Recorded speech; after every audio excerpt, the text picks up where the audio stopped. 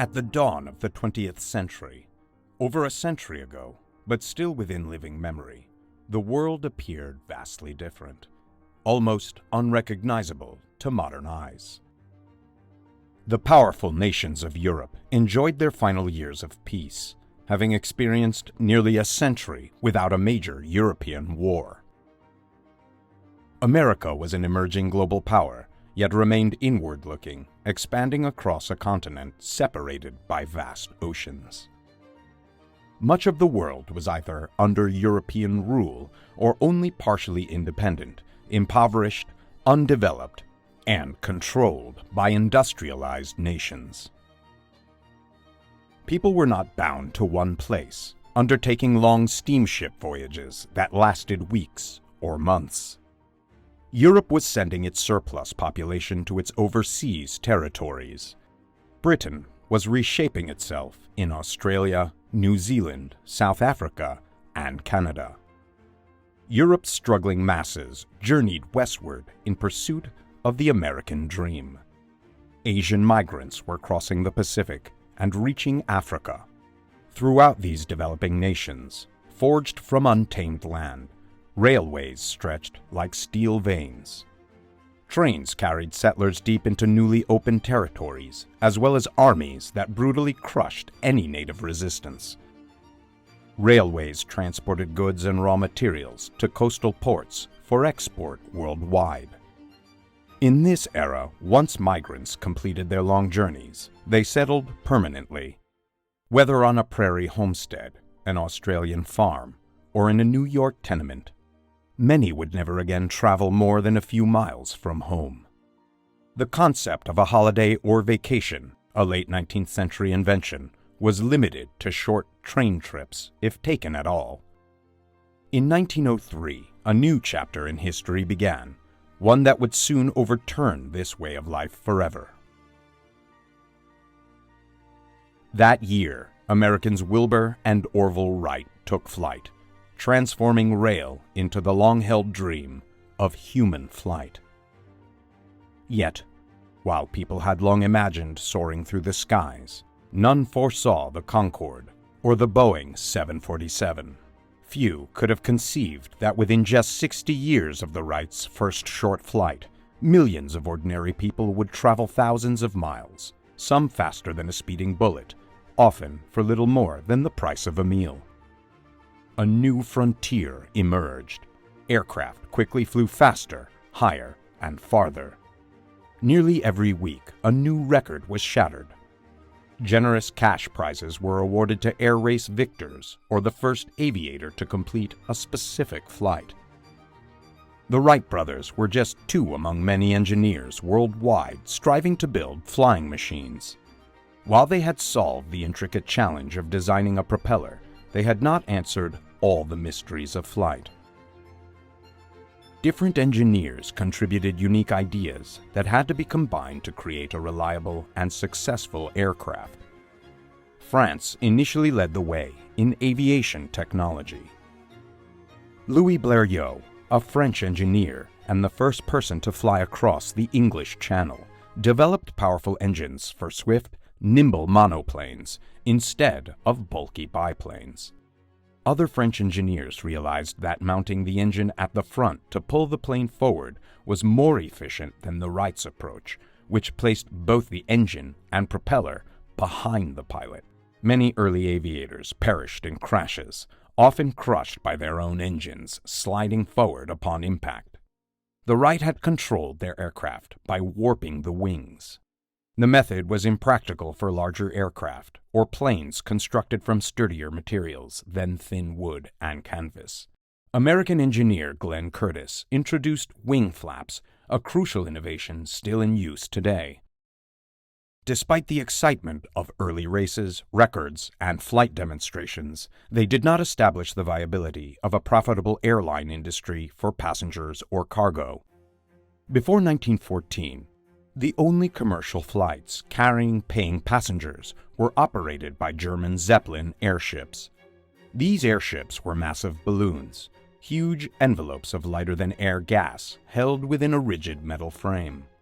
Majestic and steerable, They were equipped with engines and rudders, allowing them to transport heavy loads.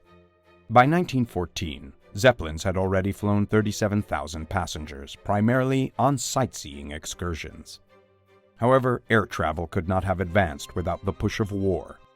By 1914, Britain's armed forces possessed just over 100 aircraft. By 1918, that number had surged to 20,000.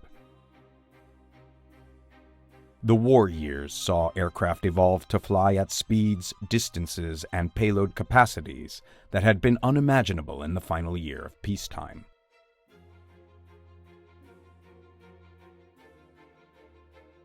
Such progress led to a milestone in 1919 when two British airmen, Captain John Alcock and Lieutenant Arthur Whitten Brown, became the first to fly non-stop across the Atlantic. They completed the journey to claim a 10,000-pound prize for the first successful crossing. An American pilot had previously flown the Atlantic, but only by island hopping in multiple stages. The aircraft used by Alcock and Brown was a British long-range bomber originally designed to strike Berlin. After the Great War, a surplus of ex-military planes and trained pilots made flying inexpensive. Flights were rarely taken for travel. They were a form of entertainment. Flying circuses. Barnstormers roamed across America and Europe, offering short flights for just a few dollars or pounds. Pilots thrilled crowds with aerobatic displays and death-defying stunts. Airplanes were cheap, and so was human life. In an era of economic hardship, desperate pilots took extreme risks to earn money. They walked on wings, performed dangerous low-altitude maneuvers, and, at the most extreme, deliberately crashed old, expendable aircraft.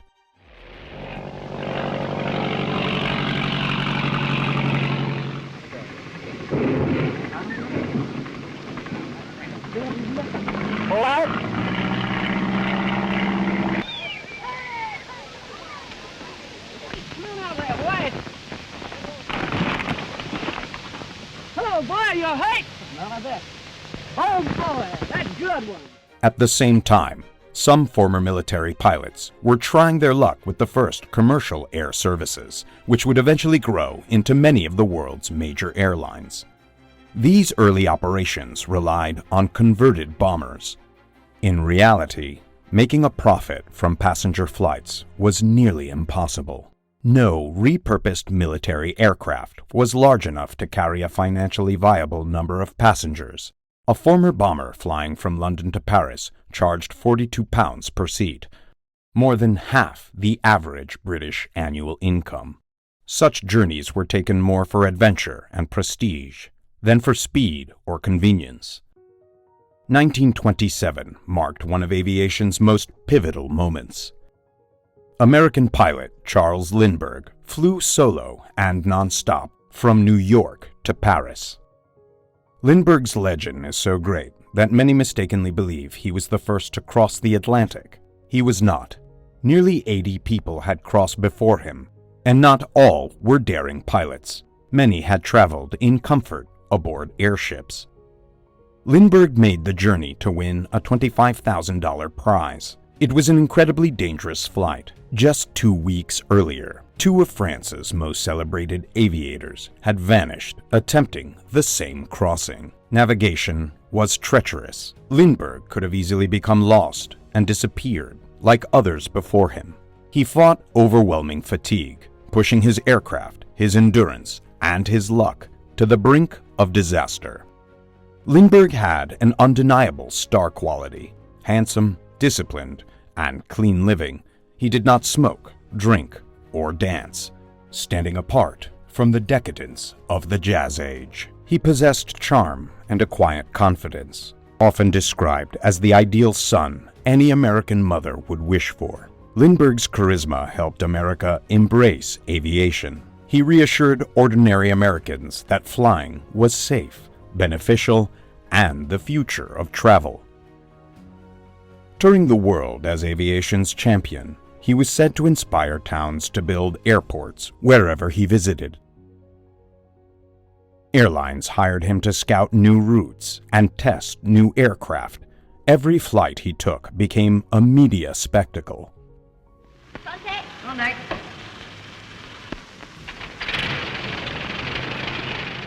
Star aviators played a crucial role in promoting air travel during the 1930s.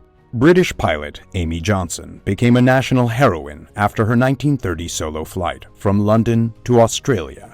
For Britain, it was a powerful symbol, physically linking the motherland to one of its distant outposts, promising to unite families separated by vast distances.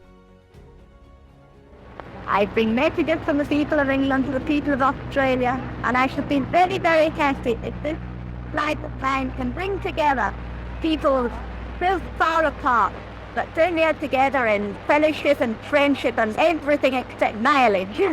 If you could get airplanes bringing you together, that would be so much better, and get people coming out every week or so as I have done. American aviator Amelia Earhart was another key figure in the push to popularize flight.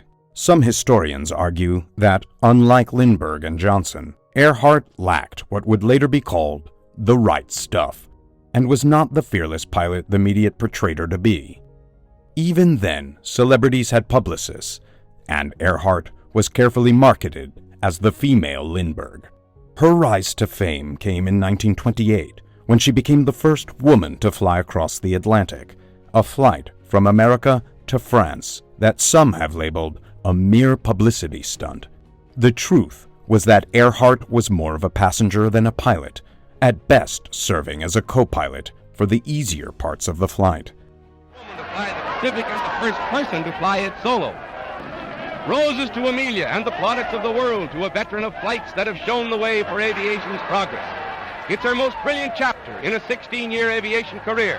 How does it feel to fly both oceans, Miss Earhart? Well, it was very interesting to me to fly in southern waters rather than in the north. On the Atlantic flight, I had ice conditions and general storm. On this flight, really no bad weather at all except a few little rain squalls. I saw the moon and stars most of the night. Of course, in both flights, I was very glad to see land. Many aviation stories dominating early 1930s newsreels revolved around airmail services. Airmail played a crucial role in the early expansion of commercial aviation. Before fax machines and the internet, letters were a valuable cargo, with customers willing to pay extra for faster delivery. Airmail was vital both to the vast European empires and to America, a nation stretching across a continent. Governments passed legislation to promote airmail, offering lucrative contracts that effectively subsidized emerging airlines.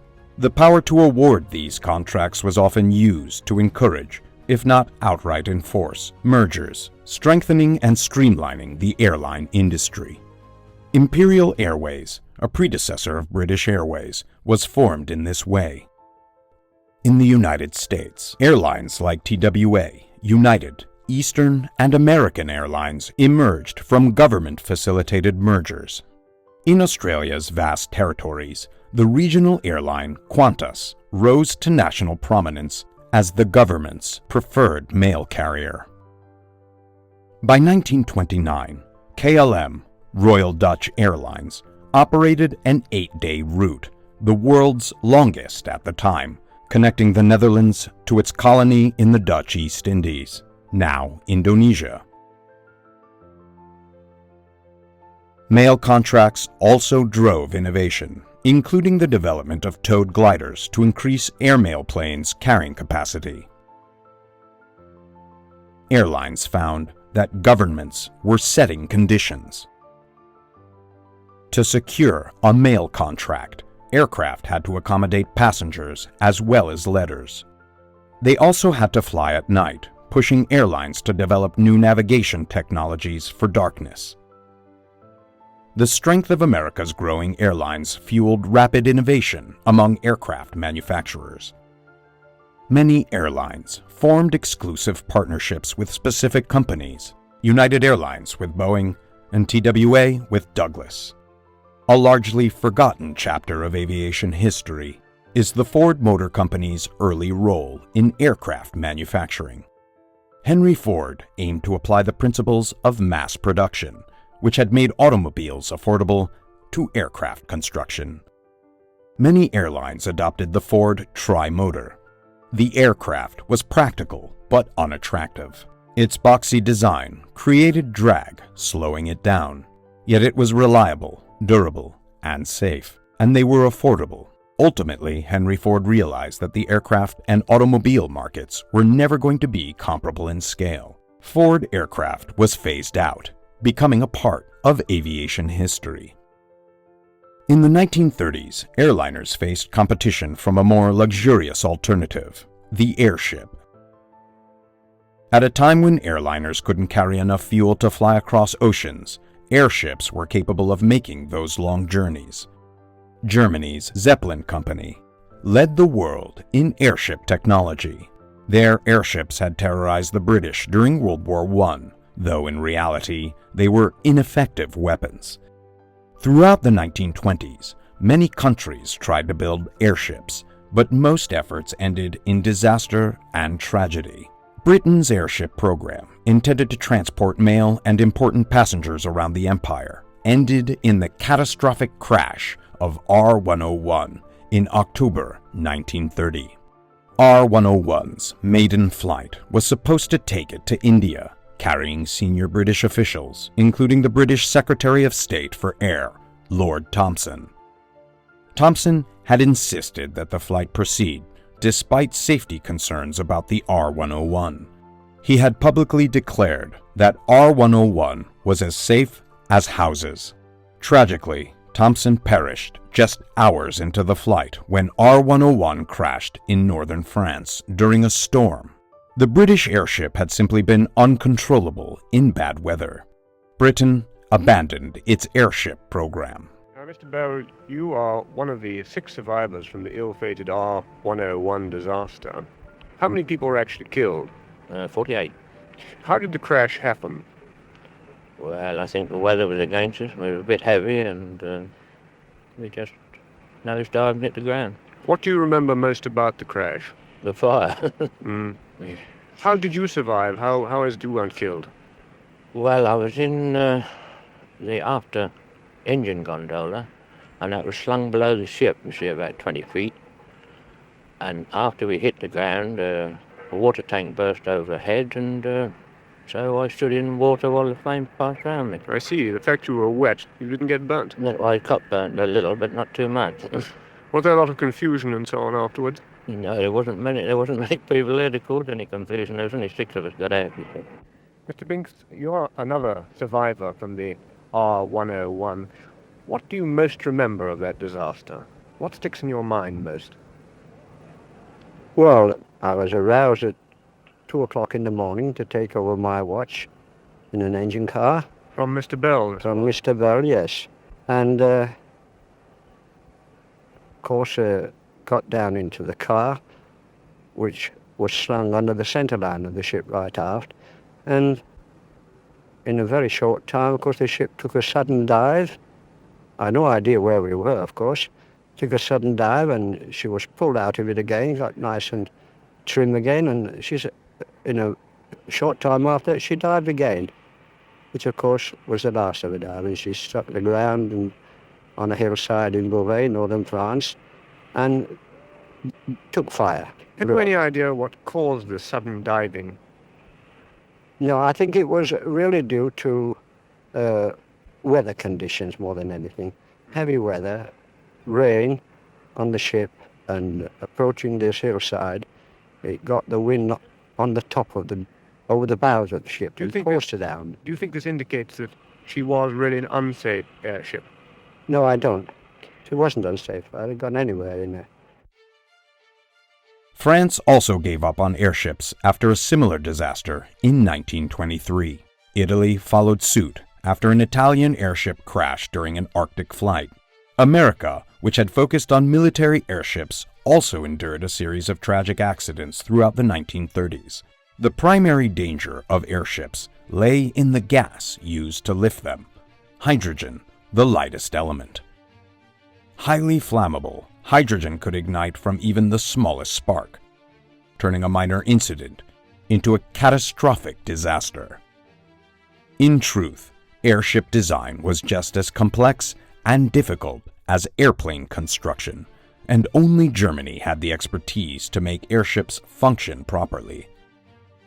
The Graf Zeppelin, one of the largest flying machines ever built, was 4 times the size of a modern Boeing 747.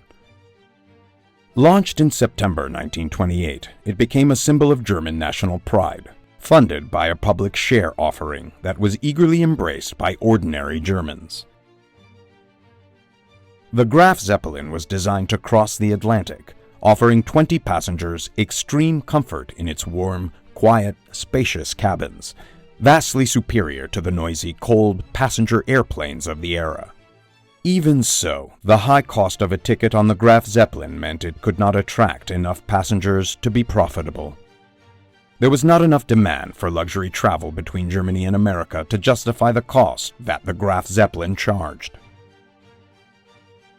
While the Graf Zeppelin did succeed as a luxury cruise ship, offering sightseeing trips and voyages to Brazil, where a German expatriate community ensured sufficient demand, it was not financially sustainable on the transatlantic route. Germany pressed on, building a new, even larger airship designed to make the transatlantic route profitable.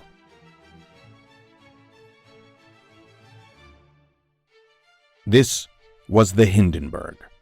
The Hindenburg was a marvel of engineering, powered by new, efficient diesel engines, and intended to be lifted by a safer gas, helium. Helium was almost as light as hydrogen, but non-flammable, making it a much safer alternative.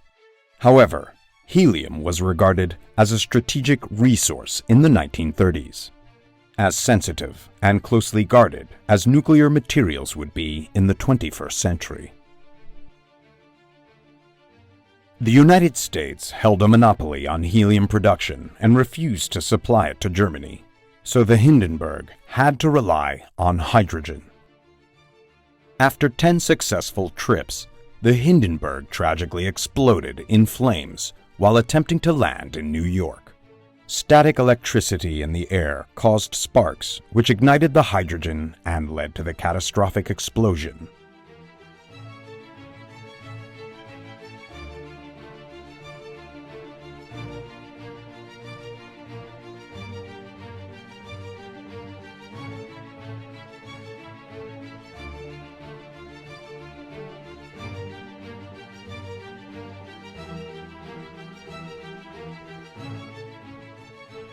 Newsreel cameras happened to be in the right place at the right time, capturing the horrifying disaster for the world to witness. It was miraculous that there were any survivors. The Hindenburg disaster was one airship tragedy too many, and destroyed any remaining confidence in airships as a viable mode of travel. Of the 161 airships built, 60 met a similar fate to that of the Hindenburg. The airship was never going to be the foundation for the mass air travel that we enjoy today, as it could never match the speed of modern airplanes. A what-if of history suggests that, had the Hindenburg disaster not occurred, giant helium-lifted airships might have found a niche market as aerial cruise liners. With the end of the airship era, another romantic form of aviation emerged to provide a way to cross the oceans by air: the flying boat. The 1930s had been described as the short but glorious golden age of the flying boat. While flying boats couldn't land just anywhere or in any water conditions, they were still seen as a safe way to cross vast expanses of ocean. Their large boat hulls offered ample space, making them luxurious compared to the land-based airliners of the time. Flying boats could reach the most exotic, remote corners of the world without the need for expensive airfields, traveling to places even large ships couldn't access. While many American airlines focused on domestic routes within the continental U.S., Pan American founded by the dynamic entrepreneur Juan Trippe, focused on flying boat travel from America's coasts. Once again, government deals played a key role as Trippe secured a monopoly on U.S. mail contracts for routes to the Caribbean and South America. Trippe even enlisted the glamour of Charles Lindbergh to pilot a high-profile public relations stunt, an island-hopping flight around the Caribbean, to further cement the prestige of Pan American's flying boat service. Pan Am extended its routes down the coast of South America, making it fashionable for the wealthy to fly to Havana for a weekend getaway or to Rio for a holiday. Here's a picture from the other side of the world, from Latin America. Probably the gayest of all carnivals, the wildest of all festivities is the annual fiesta in Rio de Janeiro. Who wouldn't be in Rio at carnival time?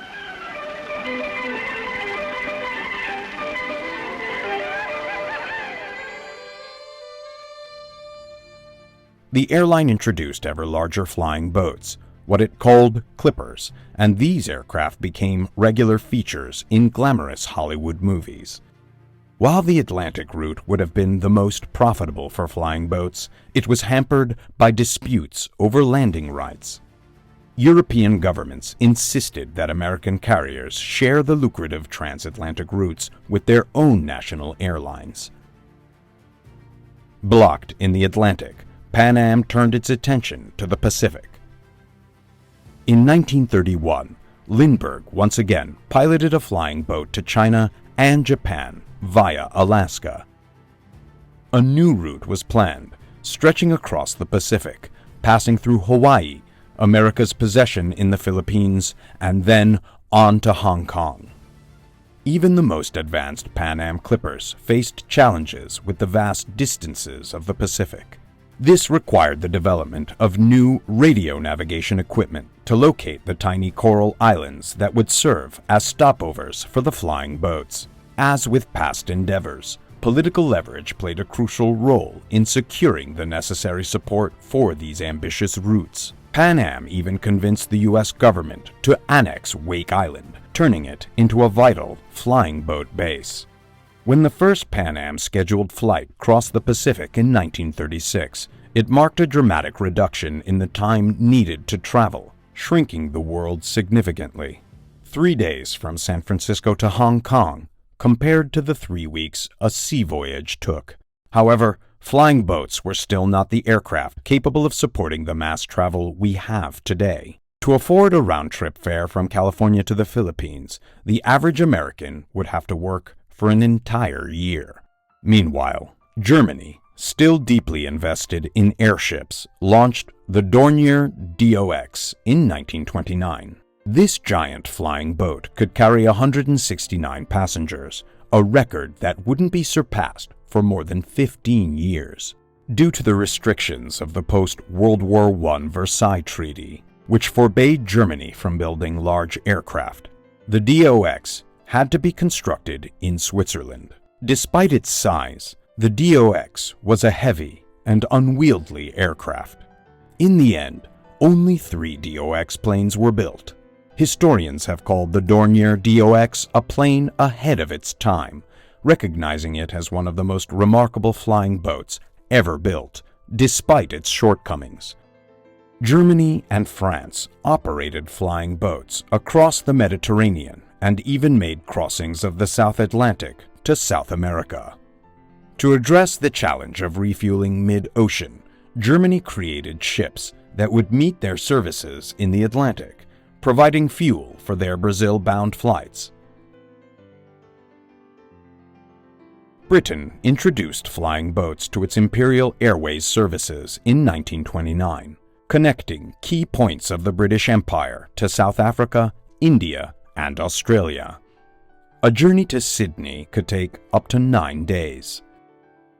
Despite the glamour of flying boat travel, often portrayed in the media, passengers sometimes described their long flights as tiring and boring, with the excitement of flying fading quickly. The flights, which involved long hours in a metal cabin, frequently included stopovers where passengers would sleep in hotels before continuing their journey early the next morning. While flying boats were luxurious in comparison to the alternatives at the time, the reality of travel was less glamorous than it seemed.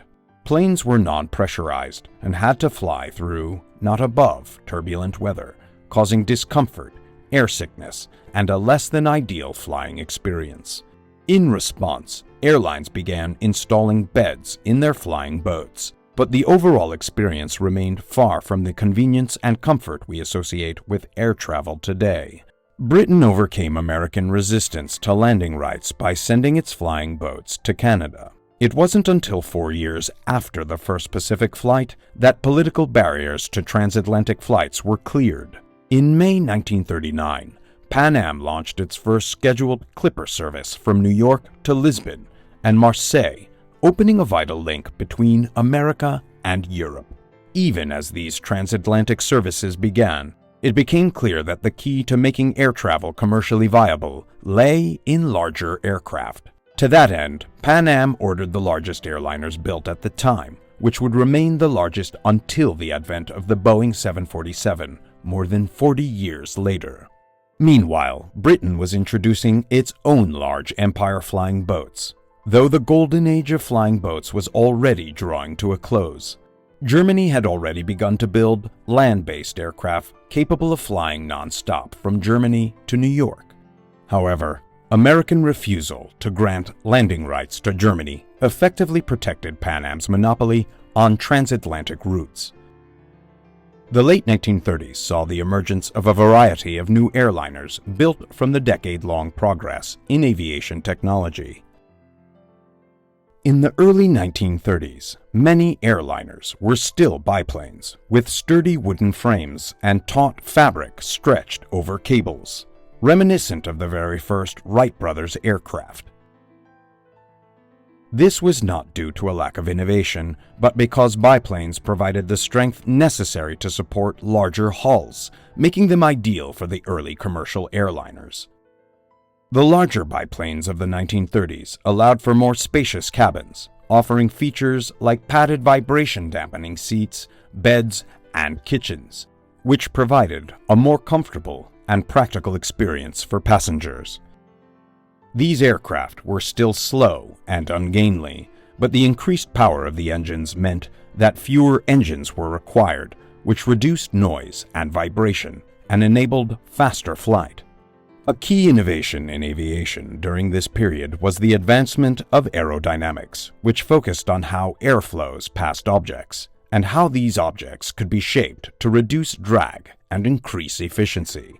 While aerodynamics had already been applied to cars and trains, it was with aircraft that the wind tunnel science truly paid off, improving performance and fuel efficiency at high speeds.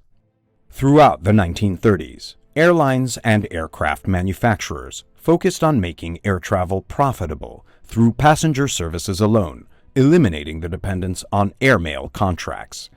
The shift became crucial in 1934. When President Franklin Roosevelt's administration nationalized Airmail and began using government-owned aircraft for these services.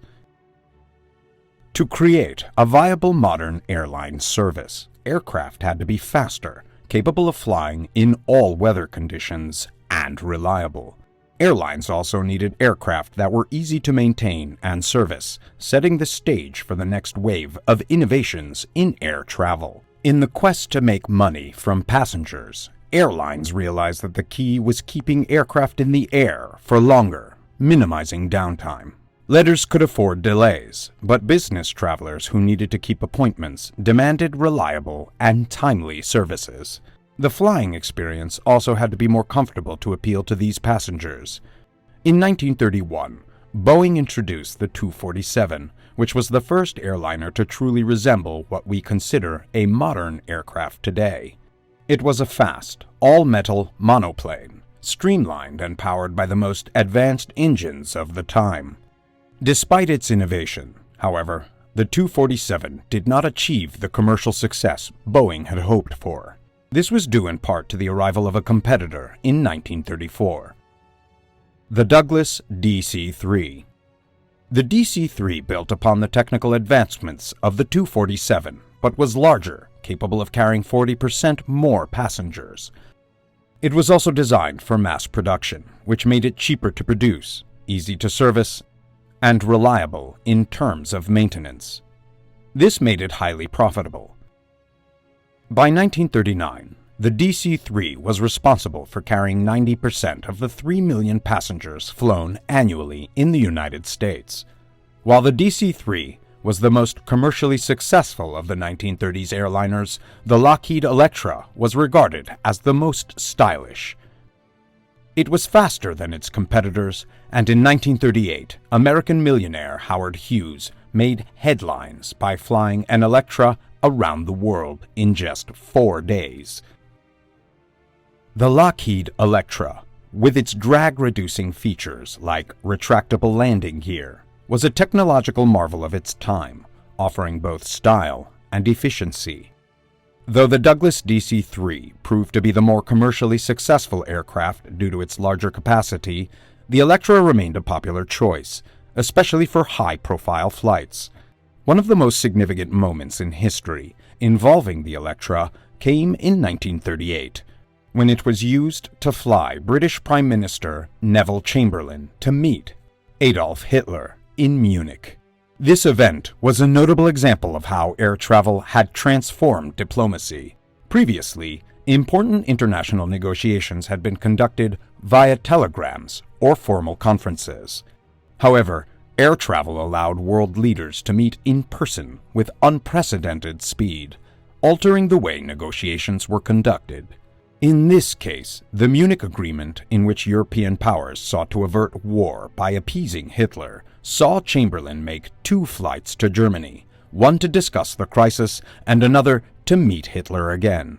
It was also the first time Chamberlain, at 70 years old, had flown. This marked the beginning of a new era where air travel played a key role in shaping international relations, with leaders using it to conduct business and negotiations more swiftly and personally than ever before. Hitler himself utilized air travel for propaganda purposes, frequently depicted in newsreels as a modern leader, a man of the future, flying in his aircraft to bolster his image. This intersection of technology, diplomacy, and propaganda would come to define the political landscape in the lead-up to World War II. On the steps of a Lockheed Electra, Chamberlain waved a sheet of paper on which Hitler promised never to go to war. The scrap of paper was the result of a single, short, one-on-one meeting between Chamberlain and Hitler. How might history have unfolded had decisions been taken in the traditional way? With Chamberlain and his cabinet discussing letters and telegrams from a distance, rather than the British Prime Minister encountering the Nazi dictator's personal charisma and believing Hitler, who looked him in the eye and said, "Peace in our time." It was history made possible by air travel. When World War II began, manufacturers had a new generation of airliners waiting in development. The only problem left unsolved by the DC-3 generation of aircraft was of turbulence caused by flight at low altitude through the weather. To avoid the unpleasantness of airsickness, aircraft needed to fly above the weather in the thinner air of the newly discovered stratosphere, high above the Earth's surface. To do this, aircraft had to be pressurized with an artificial internal atmosphere, so passengers and crew could breathe and not freeze to death. Engines had to be redesigned to breathe thinner air. In 1939, Boeing planned to overtake Douglas with a plane they called the Stratocruiser. It had a pressurized cabin and new engines that could work in the stratosphere with newly refined, richer fuels. Boeing was not the only builders thinking this way. Germany's Fokker-Wulf Company had developed a high-altitude, long-range Condor airliner.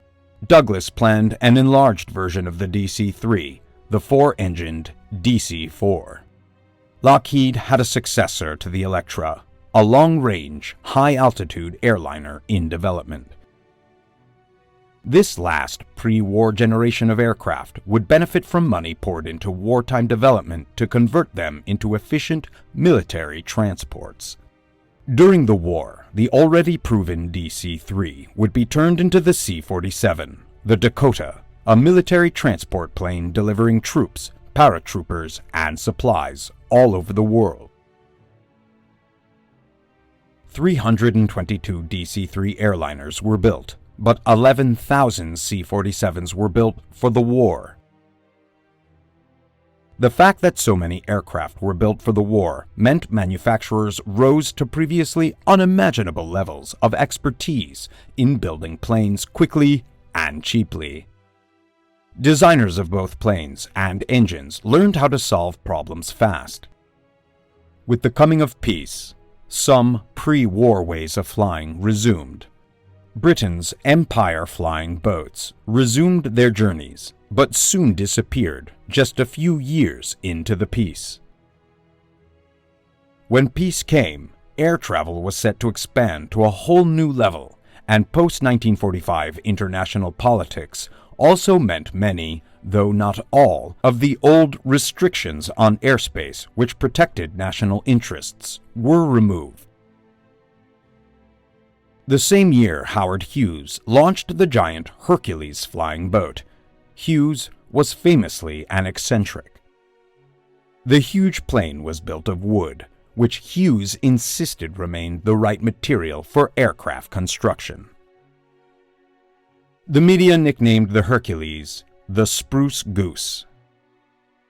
The Spruce Goose was obsolete before she ever flew.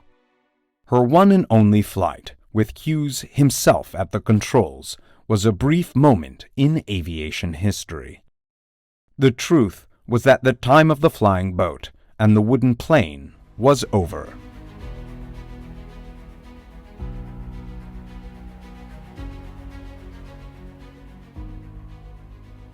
The immediate post-war years were the time when the propeller-powered airliner evolved into its ultimate form. Piston-driven propeller engines had become virtually as powerful as the laws of physics would allow. Airliners could now fly across oceans and continents without stops. They could fly at high altitude. They brought levels of comfort and speed that could finally beat anything ships or trains could offer. With the peace, the generation of airliners that had been waiting in 1939 and had matured during the war took to the air.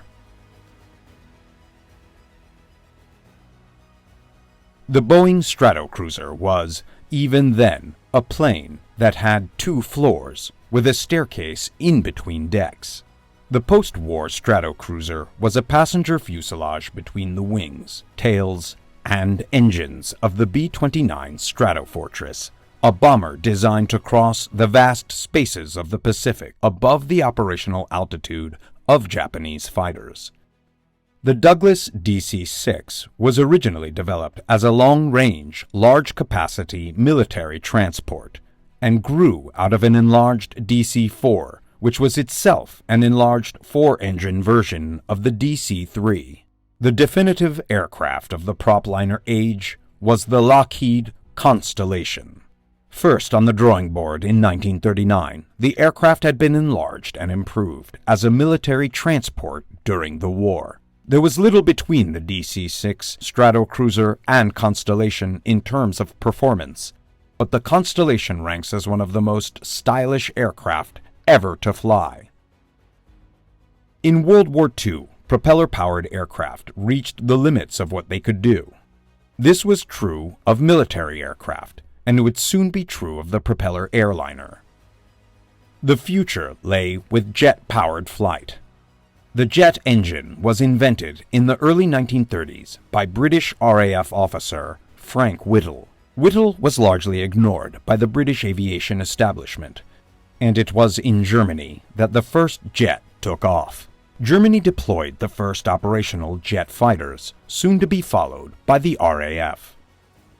Jets could fly faster and higher than propeller aircraft. With the world's air forces building jets, it was inevitable the new technology would turn to commercial air travel. Inevitable, but not immediate. air forces could afford the high cost of jets, which were thirsty for fuel, expensive, and difficult to maintain, but worth the money for superior fighting performance. Commercial aircraft had to be economic to operate. High investment in reliable prop airliners meant America was at first reluctant to pursue jet airliners. For a short period, a transitional generation of airliners emerged that were hybrids of jets and propeller planes. The turboprop. True jet aircraft drive the plane forward by shooting out a fast jet of gas.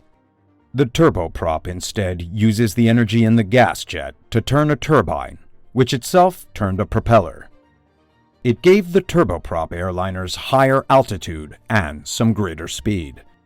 But the turboprop airliners, such as the British Viscount, were only a halfway house. The future lay with pure jets. After Germany's defeat, Britain was in the forefront of jet development and saw an opportunity to establish a lead over America. In 1949, the British de Havilland Company began work on the world's first jetliner, the Comet.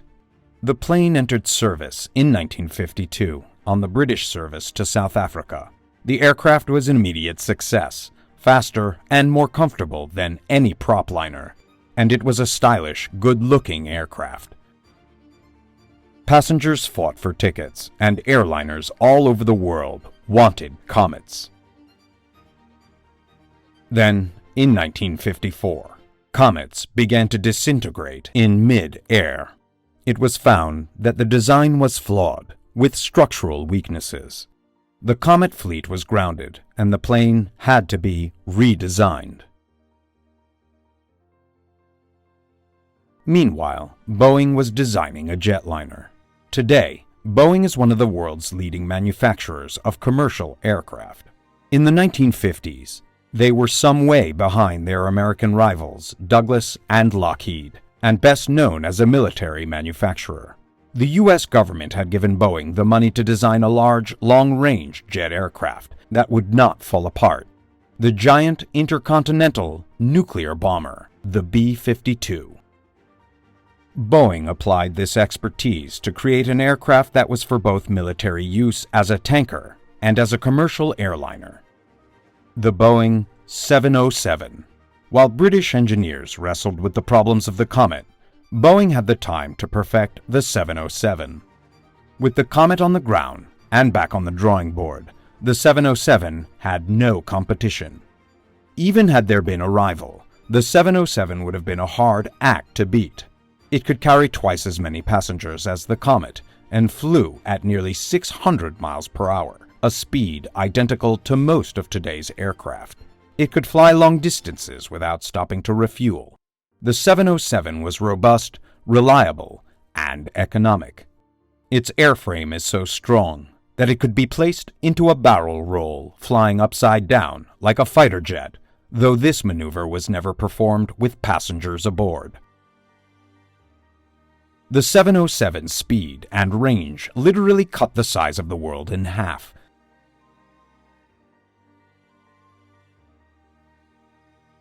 The first 707s entered service in 1958 and immediately dominated the market. The year before the 707 flew, the number of passengers crossing the Atlantic by air had already overtaken those traveling by sea.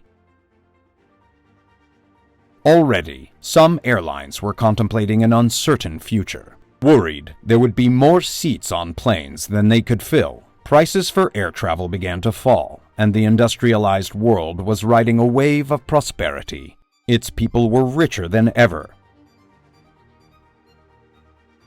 Cheap air travel was to become part of this new lifestyle. In less than 60 years, the world has gone from being flightless to standing on the edge of a new age, the age of mass air travel.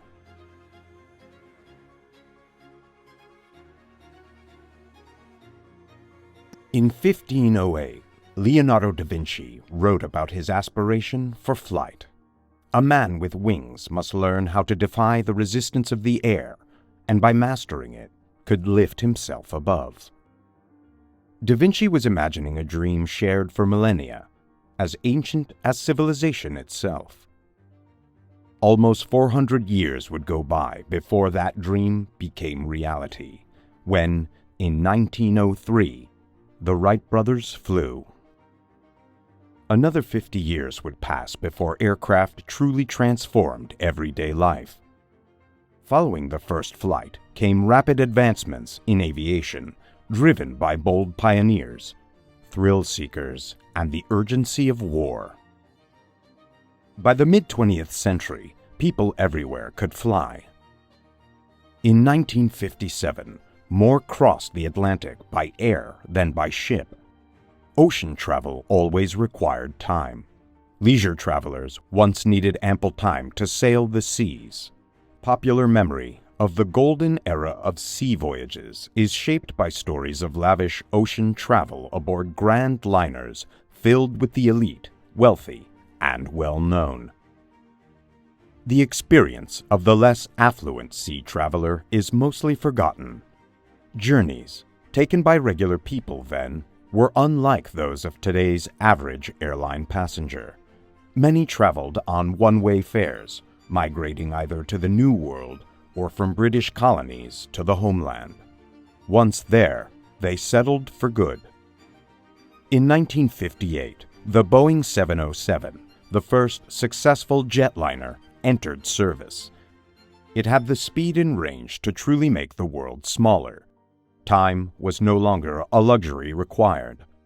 Post-war prosperity left the industrialized world wealthier than before, and travel became accessible. The 707's size made air travel cheaper. Costs began to drop. As the 1950s gave way to the 1960s, the more forward-looking ship owners understood this was a shift they could not resist and win. Well-known shipping companies like Cunard, owners of the famed Queens, Mary, and Elizabeth, saw that the future of ocean liners lay in cruising. They intentionally designed newer ships, like the QE-2, not for speed, but as luxurious floating resorts. I name this ship Queen Elizabeth II.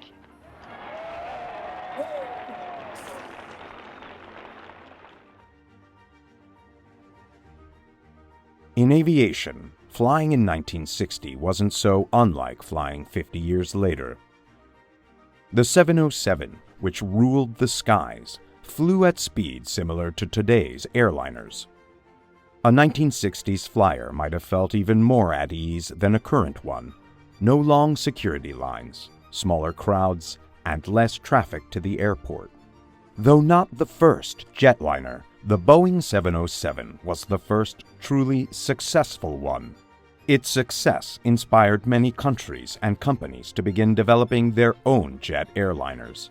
The 707 had dominated long-haul air travel, but, for its time, was a large aircraft that required strong passenger demand on each route to avoid flying half-empty. It also needed long runways and major airports. This left room in the market for smaller jets to serve less busy routes. It was a period of intense rivalry among aircraft makers. France introduced the Sud Aviation Caravelle. Britain launched the VC-10 and the BAC-111, while the U.S. company Douglas rolled out the DC-9. American manufacturers had a significant edge, shared across much of the U.S. industry, thanks to a vast domestic market, and airlines favoring American-made planes. Companies like Boeing and Douglas enjoyed greater resources than their European competitors, who served smaller home markets. Even by the early 1960s, European builders saw they had to unite to rival their American counterparts. The French Caravelle featured the nose, cockpit, and avionics from Britain's de Havilland Comet. The Comet was the first jetliner, but was ultimately surpassed by the 707's Triumph. The Caravelle is considered one of the most elegant airliners ever built, and pioneered rear-mounted engines, which many others copied. This made flights quieter for passengers. What separated these aircraft into success and failures wasn't their graceful design or how fast they flew. Each could have taken part in a strange airline competition with roughly equal odds. Victory or defeat came down to the numbers. Profits weighed against fuel use and time spent idle on the ground. A winning aircraft was one that could adapt, its interior adjustable to fit the unique needs of an airline's network. Boeing entered this space with smaller 707 variants, like the 737 and 727. Once more, Boeing found success. Its compact jets felt more spacious inside than expected, offering the comfort of a larger aircraft. The DC-9 was a winner too. Douglas engineered a jet that could be tailored exactly to the economics of any specific route, reworking the math, balancing things like fuel range, engine output, passenger count, and cargo space for maximum return. Fuselages were adjustable, and engines could be selected for optimal efficiency. In the 1960s, another signal that air travel had moved beyond just reaching destinations faster was seen in how airlines began promoting themselves. Jetliners became tied to the era's obsession with sex appeal, celebrity, youth, and style. Airports turned into stages where pop icons and socialites made grand entrances. In the 1940s and 50s, air travel was linked with wealth and power, the elite soaring above the masses, still grinding through travel by rail or sea. By the 1960s, jets became part of a changing way of life. The jet airliner turned into a status symbol for flashy new wealth. A new social group emerged in media circles, the jet set. They shopped in London, tanned along the Côte d'Azur, then flew off to a movie premiere in Los Angeles. During the 1960s, the flight attendant, called the air hostess then, was turned into a cultural icon of sex appeal. Where airlines once boasted about speed, they now marketed allure. Airline ads began spotlighting attendants more than planes, with taglines like, "Does your wife know you're flying with us?" And the boldest of all, "I'm Linda, fly me." In the early 60s, a radical concept emerged, an airliner that would truly change air travel by flying at phenomenal speeds. Back in the 1940s, engineers had grappled with the challenge of breaking the sound barrier.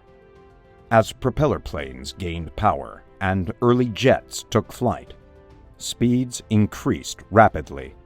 They edged closer to the speed of sound, about 675 miles per hour in air. Near that limit, the rules of flight seemed to collapse. It felt like physics broke down. Air couldn't move aside quickly enough, and aircraft stability was suddenly lost. At speeds approaching sound, aircraft became unmanageable, controls locked up, and airframes trembled apart. Many pilots lost their lives trying to exceed the speed of sound. Engineers spoke of a sound barrier that winged aircraft couldn't cross into the supersonic realm. Some even believed supersonic flight was impossible, forever limited to bullets, missiles, and rockets, objects that traveled ballistically, not through lift and aerodynamics.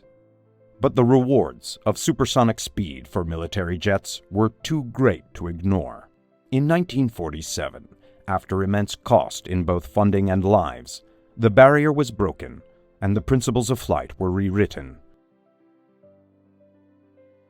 Supersonic flight was achievable, but aircraft had to be reimagined and reshaped for this new frontier. By 1960, supersonic technology remained the domain of fighter jets, but designs were underway to bring this speed to commercial aviation.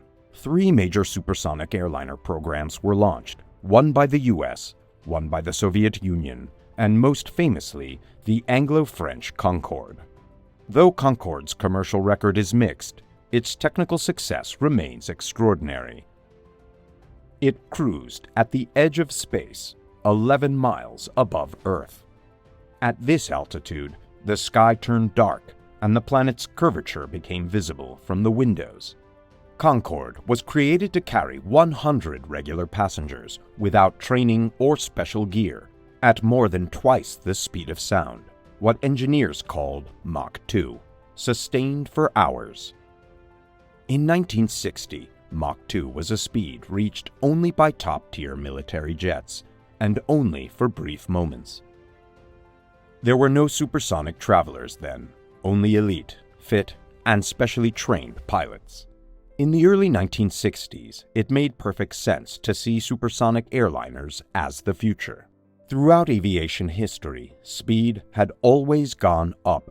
The popular DC-3 of the 1930s flew at 180 miles per hour.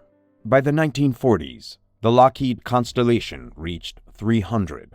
In 1958, Boeing's 707 hit 600 miles per hour. Surely the next step was even faster. But the challenges of flying supersonic were so huge and the costs so steep that only governments could afford the investment. The Concorde was developed through a British-French partnership, entirely backed by public funding. Meanwhile, American taxpayers were funding Boeing's answer to Concorde, the Boeing 2707. This aircraft aimed to go even further than its European rival. While Concorde would top out at Mach 2, the American design targeted Mach 3. The Boeing plane was bolder in ambition and even more technically demanding. The American design aimed to carry double the passengers of Concorde. It featured a swing-wing system, technology borrowed from cutting-edge military jets. Like two 707 wings, they would angle forward for low-speed flight, then sweep back for a sleeker shape, ideal for supersonic cruising. All supersonic airliners had to deal with the same challenge: supersonic aerodynamics. To reach those speeds and altitudes, aircraft needed long, narrow, streamlined bodies, which limited how many passengers could fit inside. High-speed flight also required massive engines that used huge amounts of fuel. Unlike traditional jetliners, Concorde's engines were equipped with afterburners, which injected extra fuel into the exhaust to create more power. That made Concorde, like all supersonic aircraft, a heavy fuel consumer. These design hurdles turned all supersonic airliner projects into costly ventures, devouring funding with no clear bottom line. Each problem solved led to new ones no one had predicted. Concorde's engineering challenges were eventually conquered at great expense, and it made its first flight in 1969. But what engineers hadn't expected was the public backlash against Concorde as a threat to the environment. The first jetliners, including the 707, were far noisier than older aircraft. When the 707 entered service in the 1950s, governments simply adjusted noise rules so it could fly.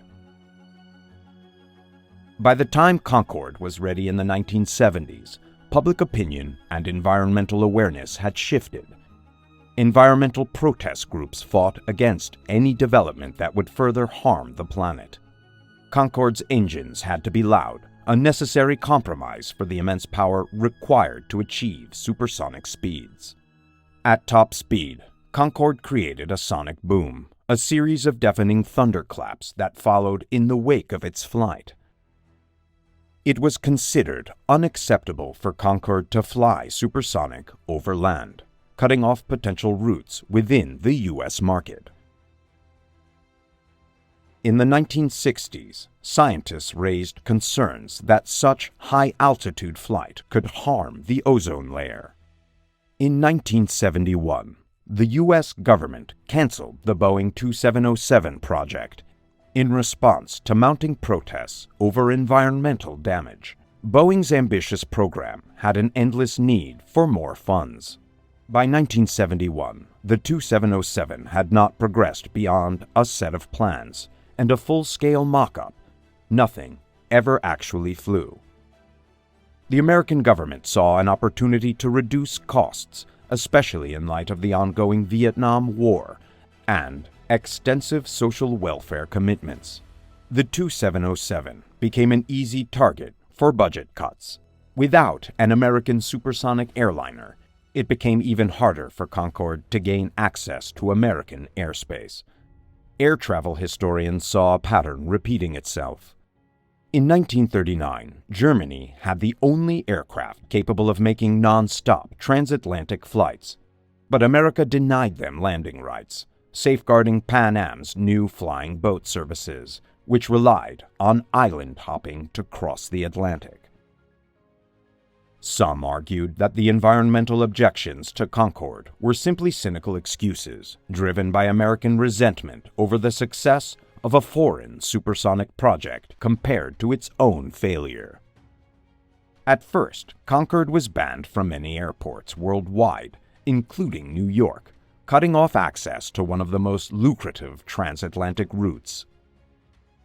The British and French governments applied political and diplomatic pressure to secure landing rights for Concorde.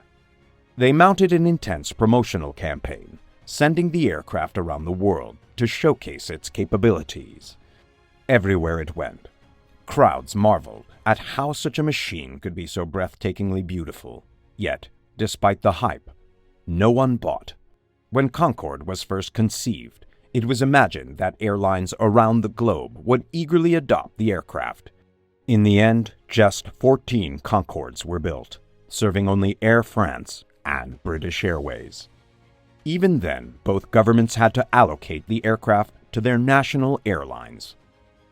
Concorde services to New York finally began in 1977. Concorde reduced the transatlantic journey to just 3.5 hours. The world soon came to associate Concorde with the super-rich, a symbol for the most powerful, the wealthiest, and the stars of pop, film, and fashion. To make it economically viable, the initial Concorde tickets were priced as high as the average annual income in Britain. When an ordinary person flew Concorde, it was always marketed as a once-in-a-lifetime experience they'd saved up for. Over time, the true purpose of the plane was forgotten. It wasn't meant to be a rare luxury, but an aircraft accessible to anyone, any day. In midair.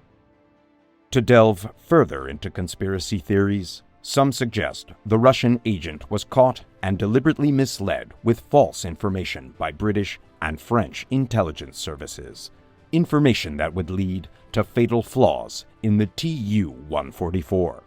In reality, the Tu-144 suffered from overly ambitious goals and a refusal to admit faults within the closed, authoritarian system of the Soviet Union, which hindered many of its technological breakthroughs.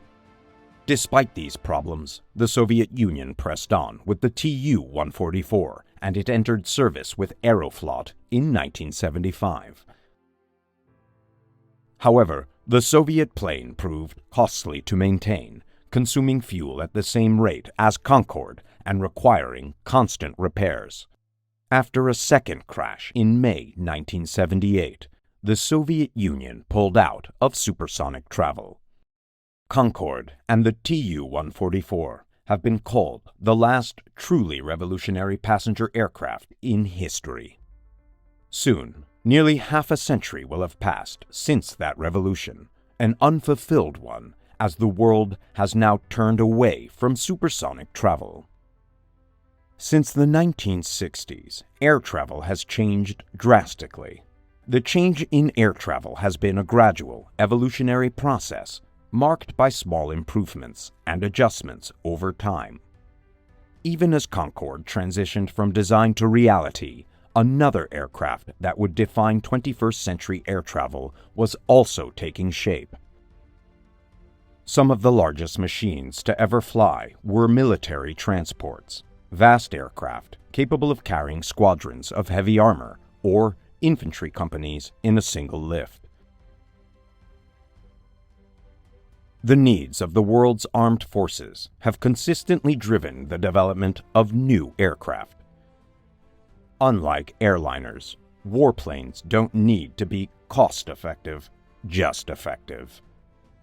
Governments have always been willing to pour funding into research that no commercial project could ever justify.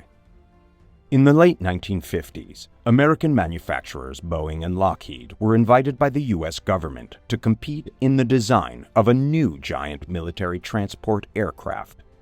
Lockheed's C-5A Galaxy emerged victorious, a staggering aircraft of immense size. However, Boeing was able to turn its defeat into a victory. Their work was not in vain. Together with Pan Am Airlines, Boeing designed a new giant airliner, the Boeing 747, also known as the Jumbo Jet. Pan Am was the ideal partner for Boeing. From its inception, Pan Am had been an international airline, focusing more on long-range travel than many other American carriers.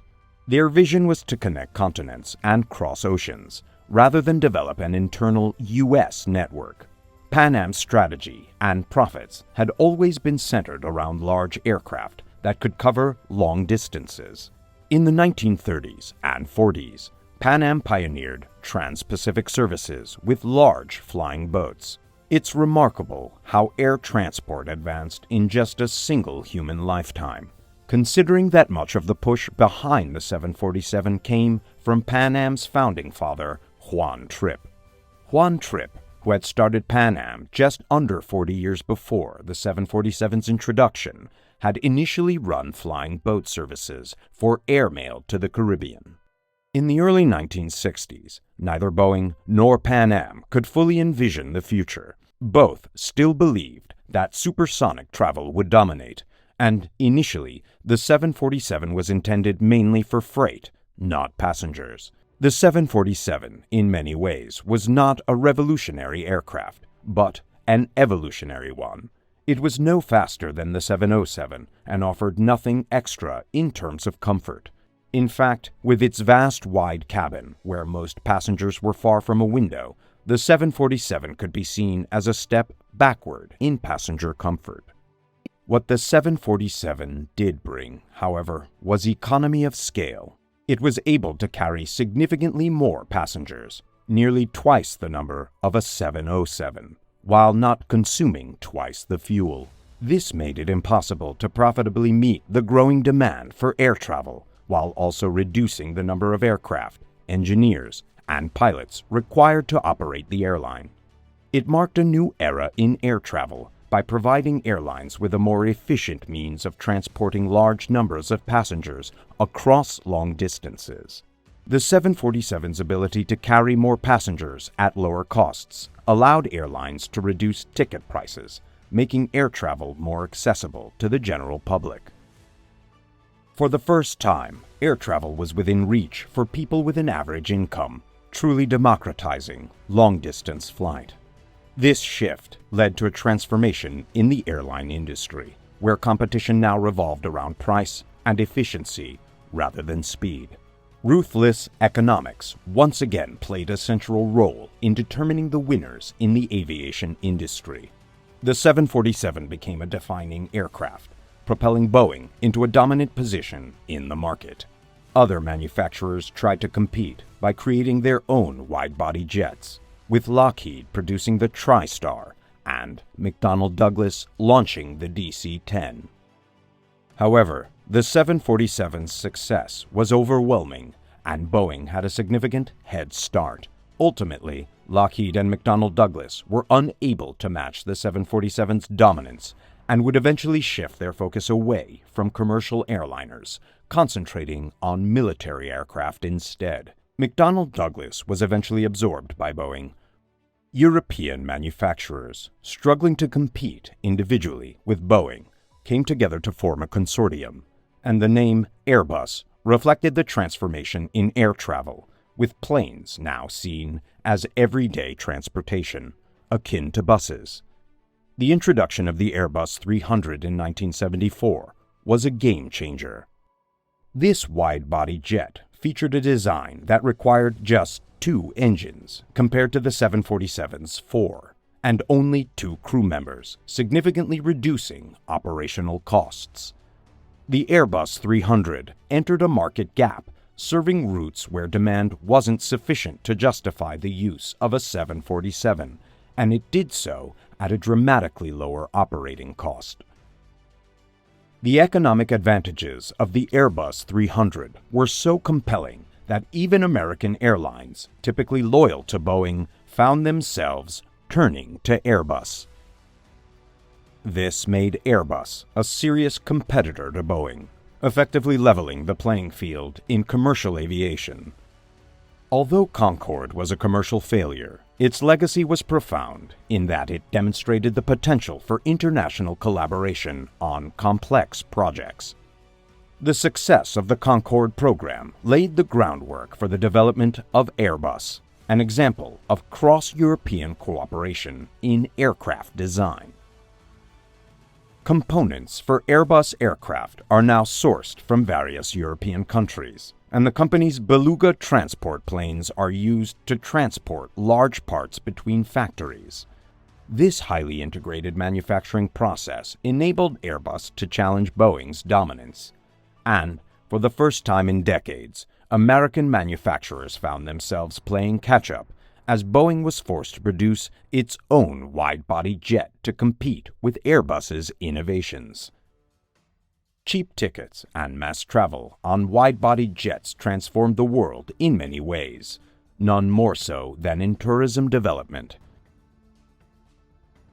Without cheap flights, Mediterranean islands like Majorca, Ibiza, Crete, and Corfu could never have become popular destinations for a week of sun with flight and hotel for less than a week's pay. Without cheap flights, a European holiday in Thailand for 2 weeks would be impossible. Air travel turned the capital cities of the world into vacation spots. Once, a sea trip from Britain to New York would take days there and days back. Without air travel, ordinary Americans couldn't visit London, Paris, or Rome for a week. Impossible for Londoners to take a weekend shopping break in America. The spin-off from this growth in travel is a massive expansion in air travel infrastructure. New massive airports and hotels were built. Another way air transport changed how people live, yet is nearly invisible, is air cargo. A shopping basket from a British supermarket shows fresh food from all over the world. Once, international food trade relied on refrigerated ships. European and American tables were seasonal. Foods once appeared and disappeared from shops in line with the yearly farming cycle. While sea transport remains central to international trade, more than 95% of goods still travel by sea. Air cargo has become so efficient that fresh vegetables, flowers, and exotic fruits can be flown worldwide, appearing on European and American tables all year round at an affordable price for ordinary people. One unpleasant part of early 21st century air travel is the heavy security that entangles airports, affecting innocent passengers just trying to get to a beach or business meeting. It is a deadly serious world where jokes or good humor are as forbidden as nail scissors. The world understands why this is done. The Cold War of the 1950s brought hijacking. As the Iron Curtain divided Europe, 3 airliners were hijacked and flown to West Germany by Czechs seeking asylum from the communist system. Ironically, these first hijackers were welcomed to the West as heroes. When Cuba became communist in 1960, Fidel Castro's revolutionary state became a focus for hijacking. Internal American flights would be seized, and the order to take planes to Cuba became so frequent it almost turned into a joke. By 1969, there were 91 hijackings a year. Some hijackings were acts of the insane, others by mercenary criminals demanding ransom. As the 1960s closed, airlines became targets for terrorists, with hijackings no longer seeking asylum or money, but aiming to capture hostages and gain notoriety. Bomb attacks on aircraft and at airports followed. These events made the headlines, spreading fear and achieving the international attention the hijackers craved. The airliner itself symbolized Western values, and its destruction was seen as a rejection of all the West stood for. Infamously, in 1970, Palestinian terrorists seized and destroyed 4 Western airliners, blowing them up after the passengers were removed. With each attack, security tightened, and with every new measure, terrorists became ever more cunning. The fear of crime in the air is part of the story of air safety. If flight was a dream for humans for thousands of years, it also became part of our greatest nightmares.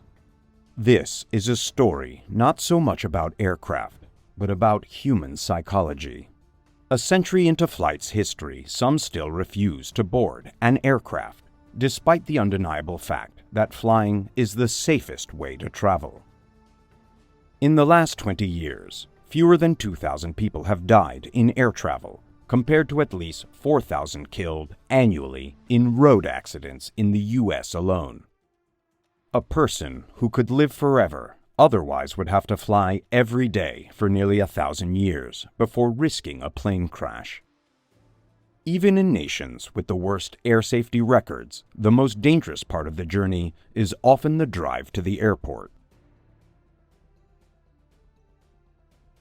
One reason people fear flying more than other far more dangerous travel methods is that air accidents are so rare, and when they do happen, they receive much higher media coverage than the slow, steady stream of deaths on roads and railways. A modern aircraft may undergo 10 hours of checks and maintenance for every hour it flies. Many argue that if the rigorous standards of aviation safety were applied to cars, buses, trains, and ships, the world would be much safer. Flying your own private plane is far more dangerous than being flown by a professional. The argument is that air travel is best left to the professionals. Air travel has fundamentally changed how nations do business with each other. Even before World War II, the speed of aircraft allowed world leaders to meet face-to-face to resolve international disputes as they occurred. Air travel created the International Summit meeting, the first of which was the Munich Conference of 1938, where the leaders of democracies met with fascist dictatorships instead of communicating solely through telegrams and diplomatic notes. Since World War II, the news media has regularly featured images of presidents, prime ministers, chairmen, first secretaries, and even simple dictators arriving at airports for what are known as crisis talks. In the 1970s, this process advanced further with the invention of shuttle diplomacy by American Secretary of State Henry Kissinger. With an airliner at his disposal, Kissinger flew back and forth as an intermediary between leaders in the Middle East who needed to talk but could not bear to be in the same room. Air travel enabled first-track agreements between conflicting nations, accelerating the pace of history and making events move faster. In the 1970s, airlines began to face the issue of having more than enough seats available. Planes were flying less than full, and at one point, it was estimated that the number of empty seats on a single day equaled at least 7 747s crossing the Atlantic empty. This surplus led to a drop in ticket prices. While the massive increase in capacity brought by wide-bodied aircraft was significant, many other factors also shaped air travel in the later 20th century. The 1973 Middle Eastern War, for example, caused a dramatic rise in oil prices, which increased costs and hurt airline profitability. The success or failure of airlines could often be determined by small factors, such as how many extra miles could be squeezed from a given weight of fuel, or how few crew members or engineers were needed. Airlines also faced problems from cozy relationships with governments. Governments had historically controlled access to airspace, awarding routes to favor their national airlines or create closed markets for specific companies. As more people began flying, it became increasingly clear that the existing structure of air travel, with its network of rules, regulations, controls, cartels, and monopolies, resulted in passengers paying higher fares than a true free market would dictate. From the 1970s onward, this network began to dissolve, starting with internal changes in the U.S. and gradually expanding globally. Legislation and international agreements started to free up airspace, paving the way for new airlines to start up and for established airlines to modernize their fleets with large, modern aircraft. This shift created a market for cheap, second-hand, yet serviceable aircraft, which new carriers eagerly purchased. These new airlines began to compete on the now open routes, often cherry-picking the most profitable ones while leaving more remote or less lucrative services behind. Some airlines focused on the growing tourism industry, offering cheap flights at unconventional times to attract holidaymakers. New carriers also emerged from the rapidly growing economies of Asia, with airlines like Singapore Airlines and Cathay Pacific bringing fresh competition to international routes. The same cheap labor costs that allowed Asian manufacturers to undercut Western industries also applied to these new airlines. The late 20th century saw the rise of low-cost carriers, offering travel at unimaginably low prices and with minimal frills. I'm Freddie Laker. I own Laker Airways, and I'm dedicated to low-cost air travel. In 1976, over 1 million passengers flew Laker, so if you're planning a visit across the Atlantic, believe me, we know what we're talking about. With Laker, you can fly round-trip to the USA or Canada in one of our wide-body DC-10s for less than half the price of a normal economy ticket. And you don't have to join a club. Just book well in advance and plan to stay for at least 2 weeks. But don't call me. See your travel agent for full details. Look, I've got to give you a better deal. I've got my name on every plane. The story began in the late 1970s with Laker Airways, founded by British entrepreneur Freddie Laker. Laker offered basic services with no free food, no films, and just a seat across the Atlantic for little more than £100. Traditional airlines, both European and American, were accused of conspiring to drive Laker out of business by offering fares that undercut his prices and flooding the market with additional flights. This tactic eventually led to Laker's bankruptcy. In the 1980s, Richard Branson's Virgin Atlantic, which started with just one second-hand 747, claimed to have faced similar, aggressive tactics from the established carriers. Virgin Atlantic, originally planned as a better airline rather than a cheap one, became fierce competition for older carriers. Despite challenges, Virgin survived and thrived in the evolving market. As passenger demand and deregulation progressed, older airlines were forced to confront the irresistible headwind of change. Some traditional carriers simply couldn't adapt to the shifting landscape. National airlines like Belgian Sabena and Swiss Air were unable to withstand the changes and eventually went bankrupt. The changes also spelled the end of Pan Am, one of the great pioneers of air travel.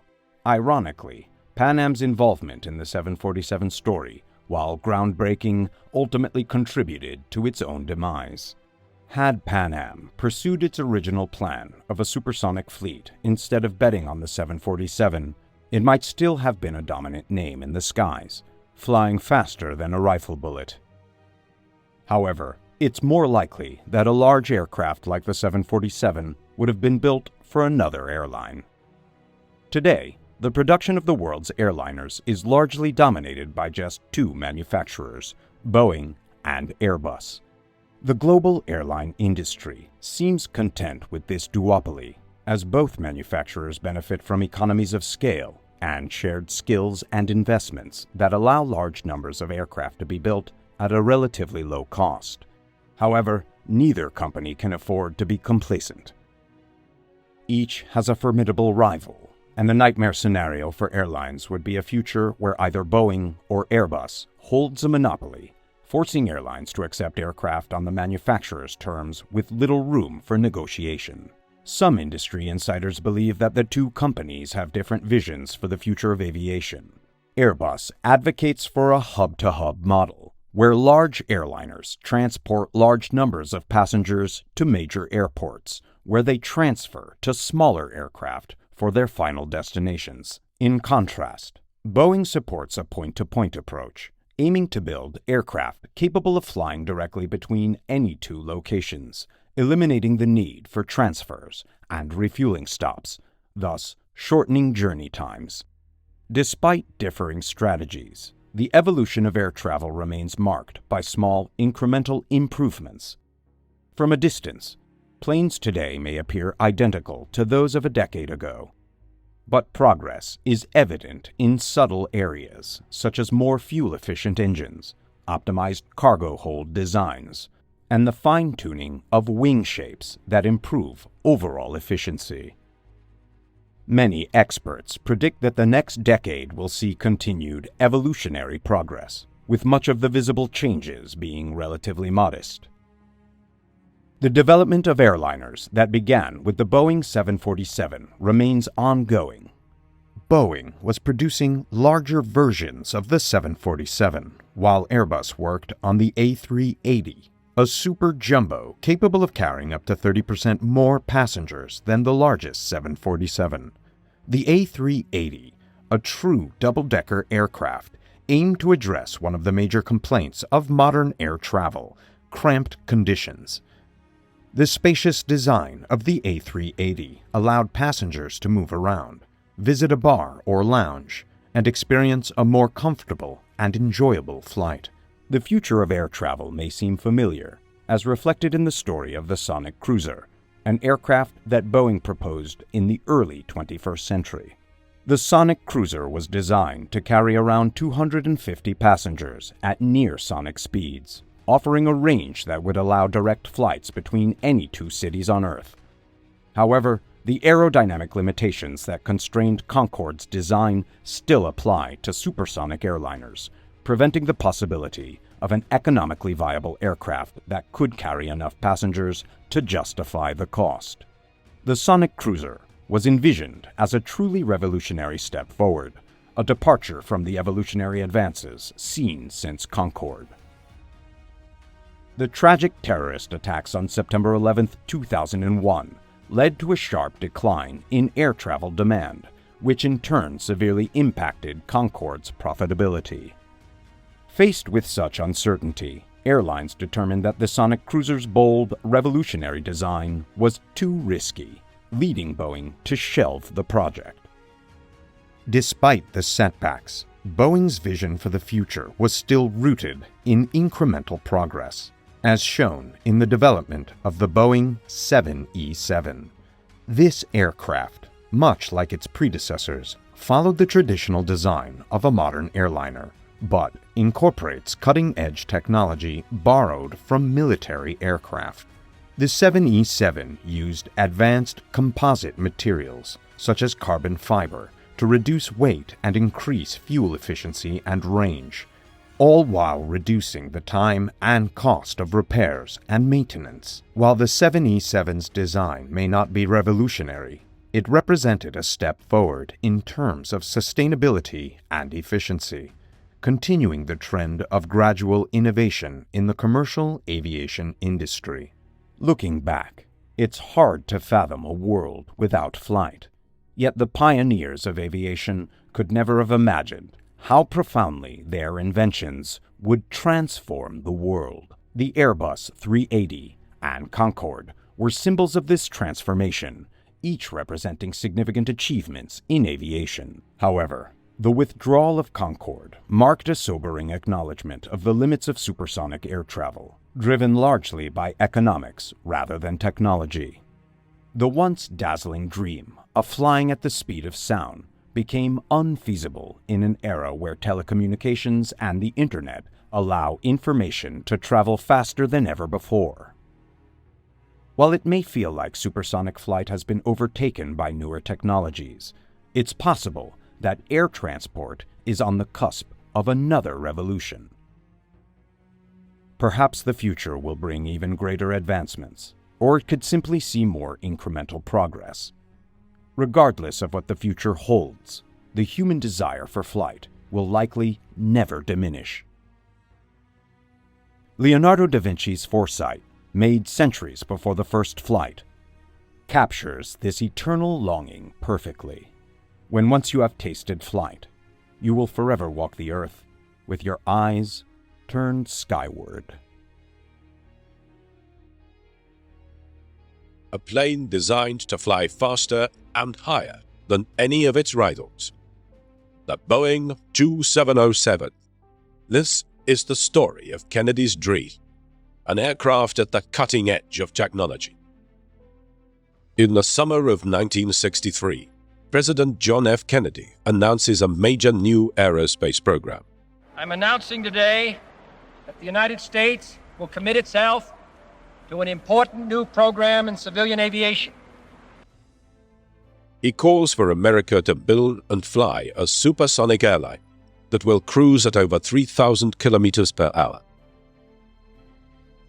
One of John Kennedy's heroes was John Glenn, the first American in space. But Glenn was also the first man to fly America coast to coast at supersonic speed in the year 1957. Ever since that flight, Kennedy had dreamed of building an American supersonic transport. Others had that same dream. The British began their supersonic aircraft program in 1943, midway through the war. It was a design, obviously, at that stage, which called for an aircraft to be capable of Mach 1.5. That's 1.5 times the speed of sound, or about 1,000 miles an hour. The British had several projects. Among these were the Miles M52 and the de Havilland DH-108 smaller. But Britain was beaten to the prize by Chuck Yeager, flying the American Bell X-1. To tell you the truth, I was hopping mad, because I realized we could have done it and we'd missed the boat by cancellation. Not with the DH-108, but with the Miles M52. I was to be the pilot of the Miles M52, so I'd followed this carefully, and we were 80% ready for the first flight, when, without any warning, without any consultation, the aircraft was cancelled. On October the 14th, 1947, the rocket-powered Bell X-1 became the first aircraft to fly faster than sound. The British were really upset that the Americans had been first through the sound barrier, because British technology was ahead of the Americans. The British just fluffed it, lacked the guts to do it. The reason the British gave for cancelling the Miles 52 was lack of knowledge surrounding what happens to an aircraft as it approaches the sound barrier. When an aircraft approaches the speed of sound, several things happen. The most disturbing of which for the occupants of the aircraft is the aircraft begins to shake and rumble, depending on how rapidly or how slowly you approach the speed of sound. But in aerodynamic terms, a wave builds up, an area of compressibility builds up, a shock wave. And what that does is that causes increased drag and increased heating on the aircraft, such that as you approach the speed of sound, as the shock wave passes over the flying surfaces, what that does, it causes the wings to lose lift both above and below the wing. And that has a downward effect on the aircraft. So the aircraft will start to dive if you don't do anything else about it. You'll first start to notice the problem of approaching the transonic area, approaching the speed of sound from about 0.9, so 9/10 of the speed of sound at sea level. And there you'll begin to experience a buffet as the shockwave begins to build up. And as you approach the speed of sound, the closer you get to the speed of sound, the greater that buffet will be, until that moment when you pop through the other side and that shock wave is then traveling behind the aircraft, you then punch through into an area of far more stable air, an area of almost quietness, if you like. By the mid-1950s, military aircraft were routinely flying beyond the sound barrier. But they did so only for short periods. Sustained supersonic flight was a much bigger problem than just punching a hole in the sound barrier. Supersonic flight for passengers is actually very different from supersonic flight in the military context. If you're going to fly passengers at supersonic speed, you have to fly them for a long, long time at high speed, whereas military operations tend to be a quick dash. Only one country decided to tackle the challenge. Defeated in the race through the sound barrier, the British now embarked on the design and development of a supersonic airliner. It was to signal the start of a race that would transform the world of aviation.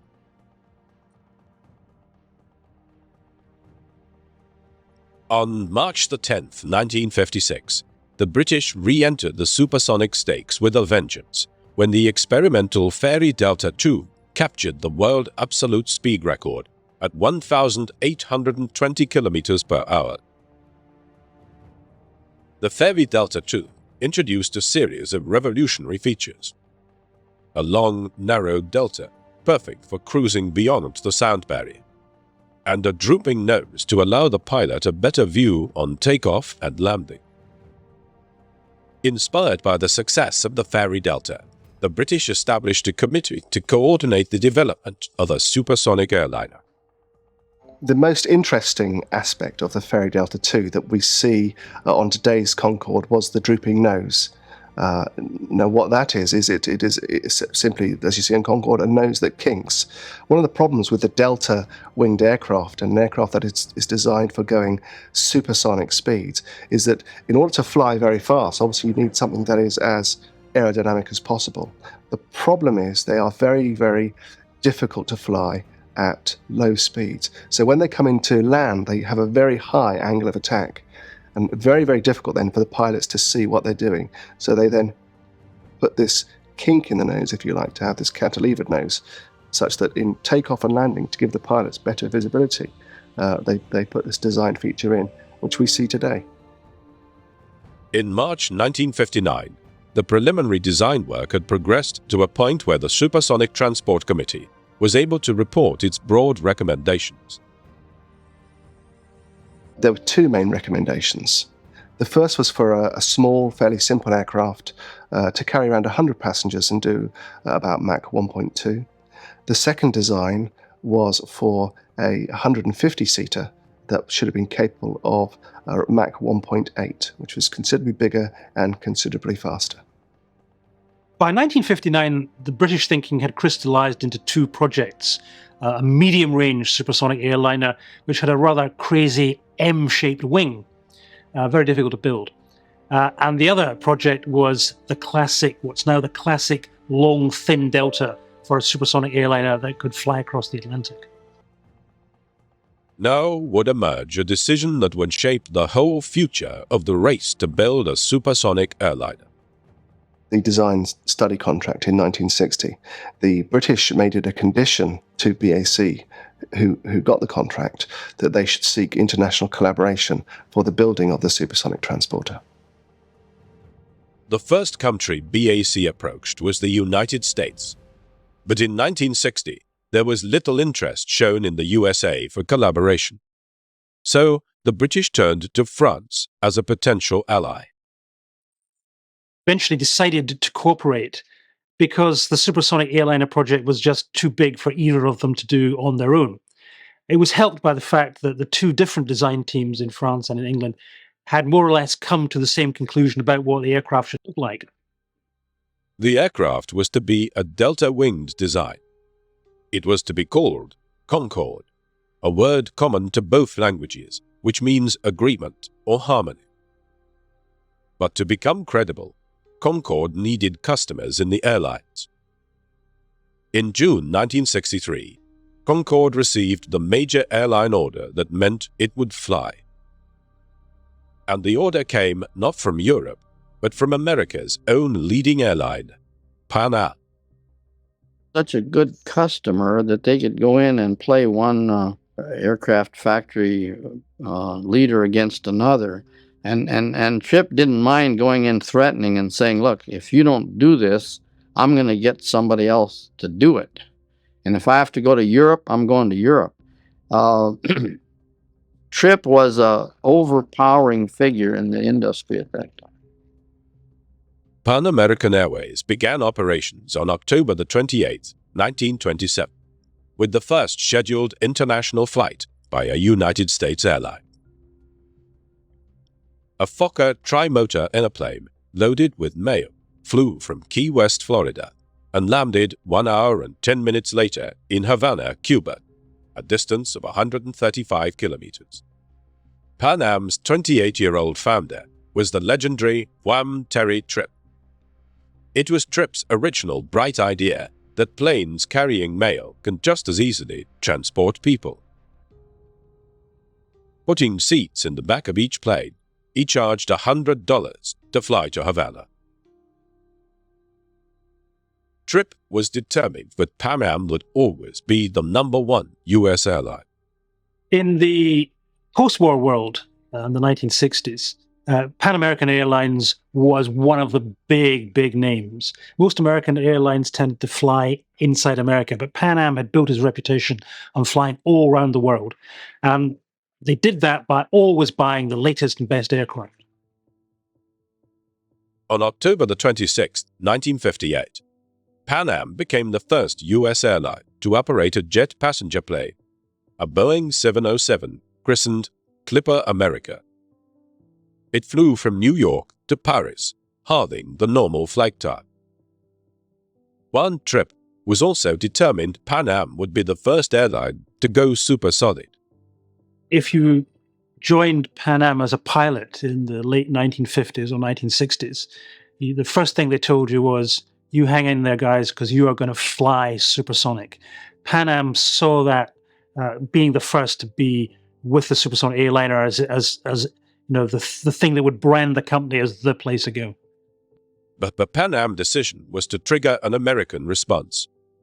Within days of the announcement, on June the 5th, 1963, President John F. Kennedy proclaimed his government's intention to support the American aircraft industry in developing and building a supersonic transport that American airlines like Pan Am could fly. When Kennedy heard that Pan American were going to buy the European Concorde, he was apoplectic. He was furious. And he phones up head of Pan Am, one Tripp, and just gives him a bawling out. And Tripp says, well, you know, the alternative is you give me an American supersonic airliner. So from that moment on, Kennedy decides he is going to get a hold of the American aircraft companies and he's going to make them build a supersonic airliner faster and higher in performance than the European rival. And so the race began. The immediate result of Kennedy's intervention in the race to build a supersonic transporter was the appropriation of $100 million worth of funding from Congress, which in 1963 was a serious amount of money. Concorde now had an American rival. The question then became, who was going to build it?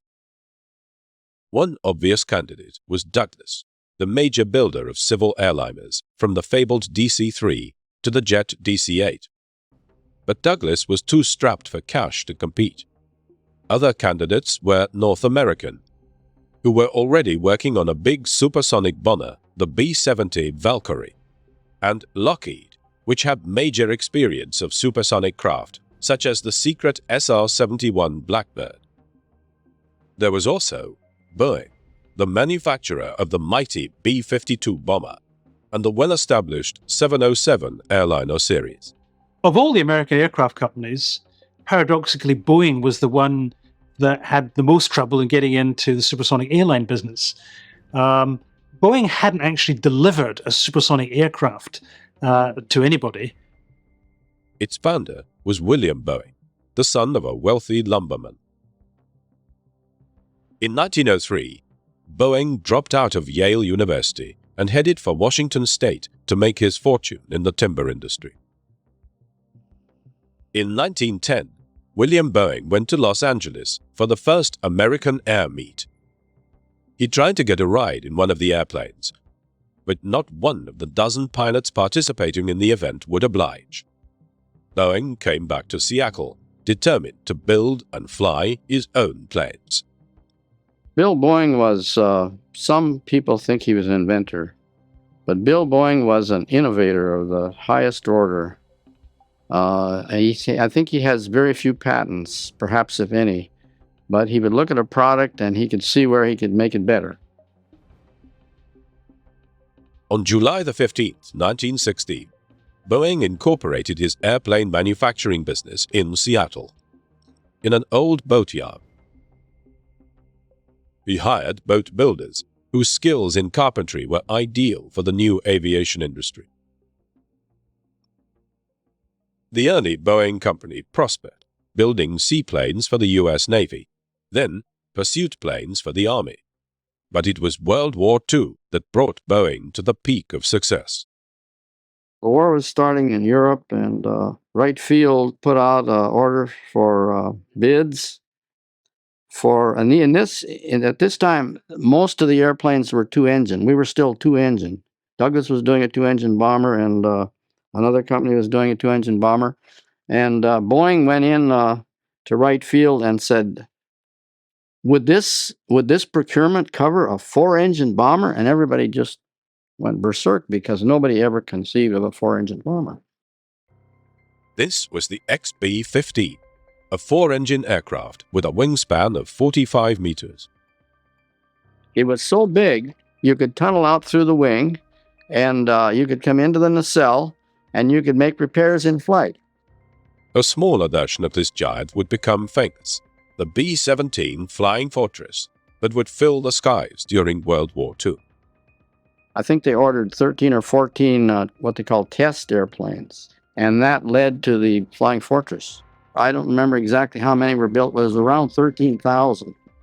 And that airplane then went through the A series, B series, C series, all the way to H, as I recall. I'd say the story of the B-17 was it was such a versatile airplane, was able to keep carrying more bombs, more turrets. As American men went to war, women built airplanes.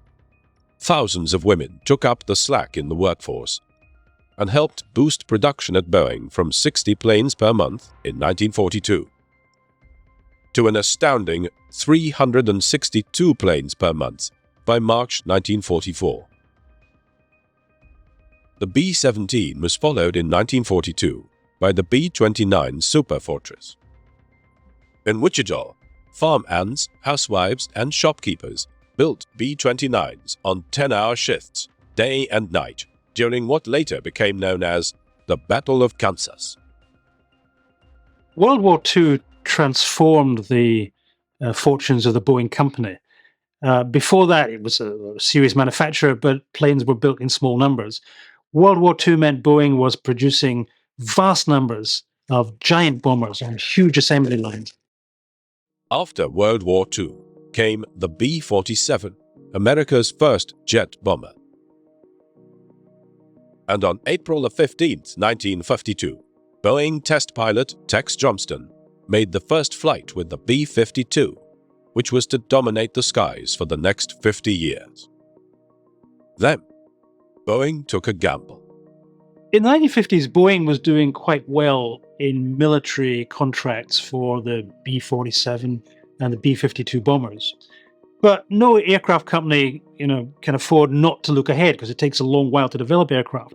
And so they took a bold decision. They decided, well, let's take some of the profits from the bombers, some of that technology, and see if we could mix that into an aircraft that passengers would want to use, that the airlines would want to buy.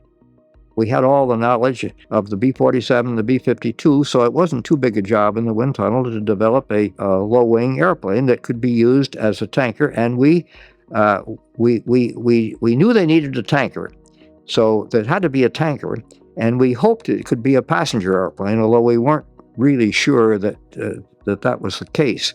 So that's why the Dash 80 was born. The Dash 80 took to the air under the control of Tex Johnston, who had flown the B-52. Johnston was determined to show Boeing had built a great plane. So he barrel-rolled the Dash 80 over the Seafair hydroplane course on Lake Washington on August 2, 1955, a maneuver that only nimble fighter aircraft usually do. Boeing's president, William Allen, was there to witness it.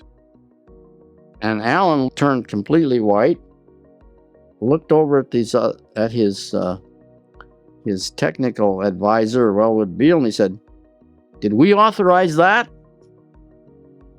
And then just before he could turn around, here he came back again and did it once more. Boeing's gamble paid off. The Dash 80 became the prototype for the KC-135, the first jet aerial tanker. And that turned into the Model 707, the first in a long line of Boeing commercial jet airliner. Boeing had done something clever with the 707. Using about 1/10 of the fuel, could carry as many transatlantic passengers a year as the $30 million Queen Mary ocean liner. Boeing had created a market and killed the passenger liner. In 1958, with the 707 entering service with Pan Am, Boeing set up a small group to concentrate on developing a supersonic passenger aircraft. By 1960, the company was spending over $1 million annually on the project. The design was designated the Boeing Model 733. Boeing actually started work on supersonic passenger airliners very early on, right at the beginning of the 1950s. But in a kind of research way, is this possible? Where are the engines going? Where is the metallurgy going? But what you begin to see is by the end of the 1950s, they're starting to get quite serious about it. They're beginning to think this can be done. With Kennedy's call for America to actually build the SST, the Model 733 could become reality at last. Throughout late 1963, the three contenders for the prize of building the American SST, Boeing, Lockheed, and North American, worked in secret on their designs. Could the late American competitor still capture the market? In late 1963, metal for the first Concorde was already being cut. Would America catch up? There was a recent precedent. The British Comet had been the first jet airliner in service in the 1950s. But a series of fatal crashes revealed serious design flaws that had resulted from the Comet being rushed into airline operation to beat the Americans. As a result, the Boeing 707 came from nowhere to dominate the skies of the 1950s and 1960s. The Americans came late to the supersonic race. They wanted to leapfrog the Europeans, and so they decided to go faster. The Europeans were going for Mach 2.2, which meant they could build Concorde out of existing materials using existing technology.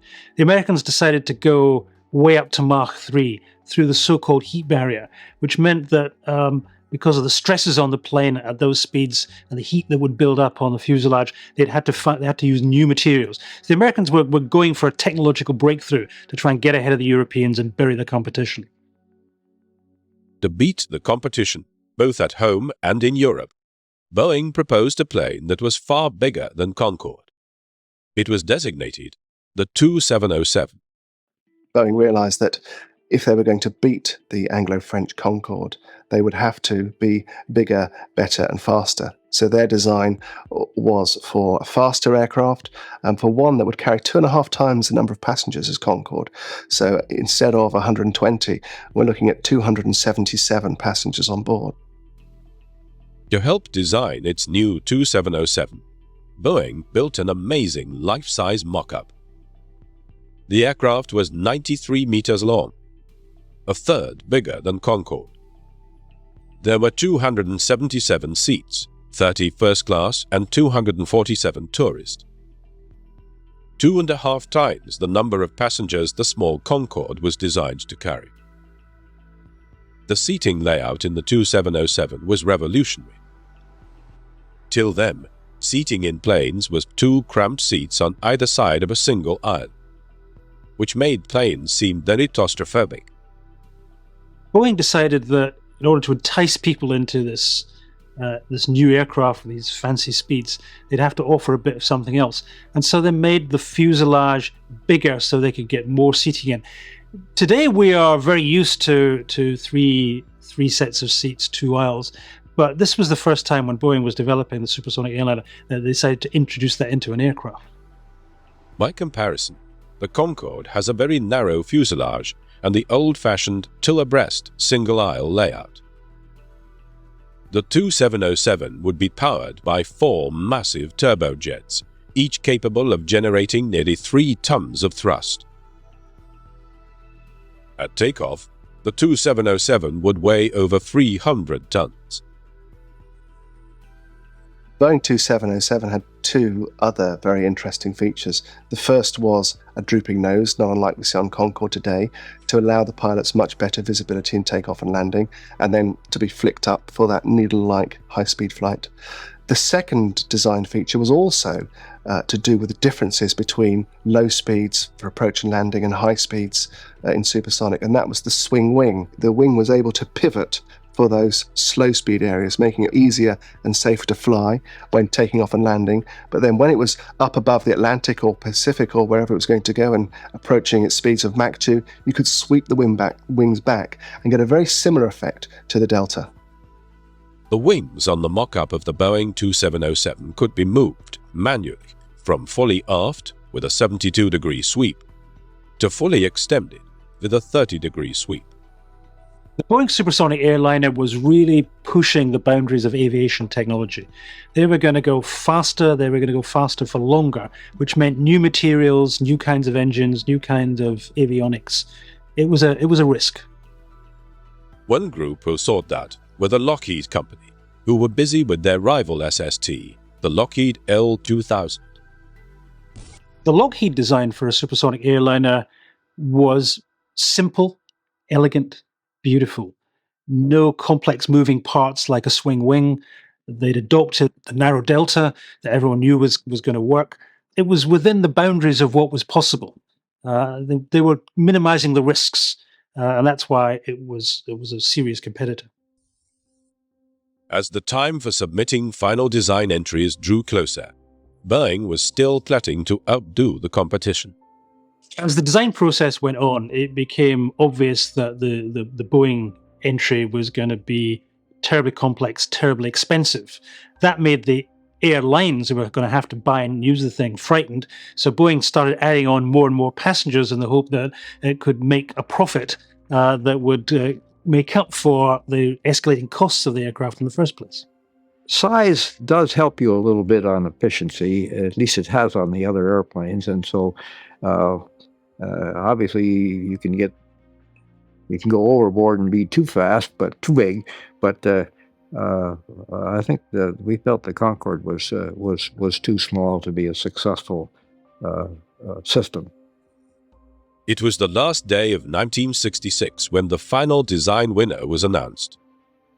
It was the revolutionary Boeing design. I think it was a very tough competition. The reason we won the configuration was not necessarily that the airlines liked our configuration any better. My personal opinion is that I think that they felt that they would rather have Boeing build their commercial airplane than the other 2 manufacturers, because we were in the process of building commercial airplanes at that time and working with the airlines, and my personal opinion is that we were picked as a company, not as a design. It was a surprise that Boeing won, because they had so little experience in building working supersonic aircraft. I mean, they were famous for the B-52 bomber, which is subsonic.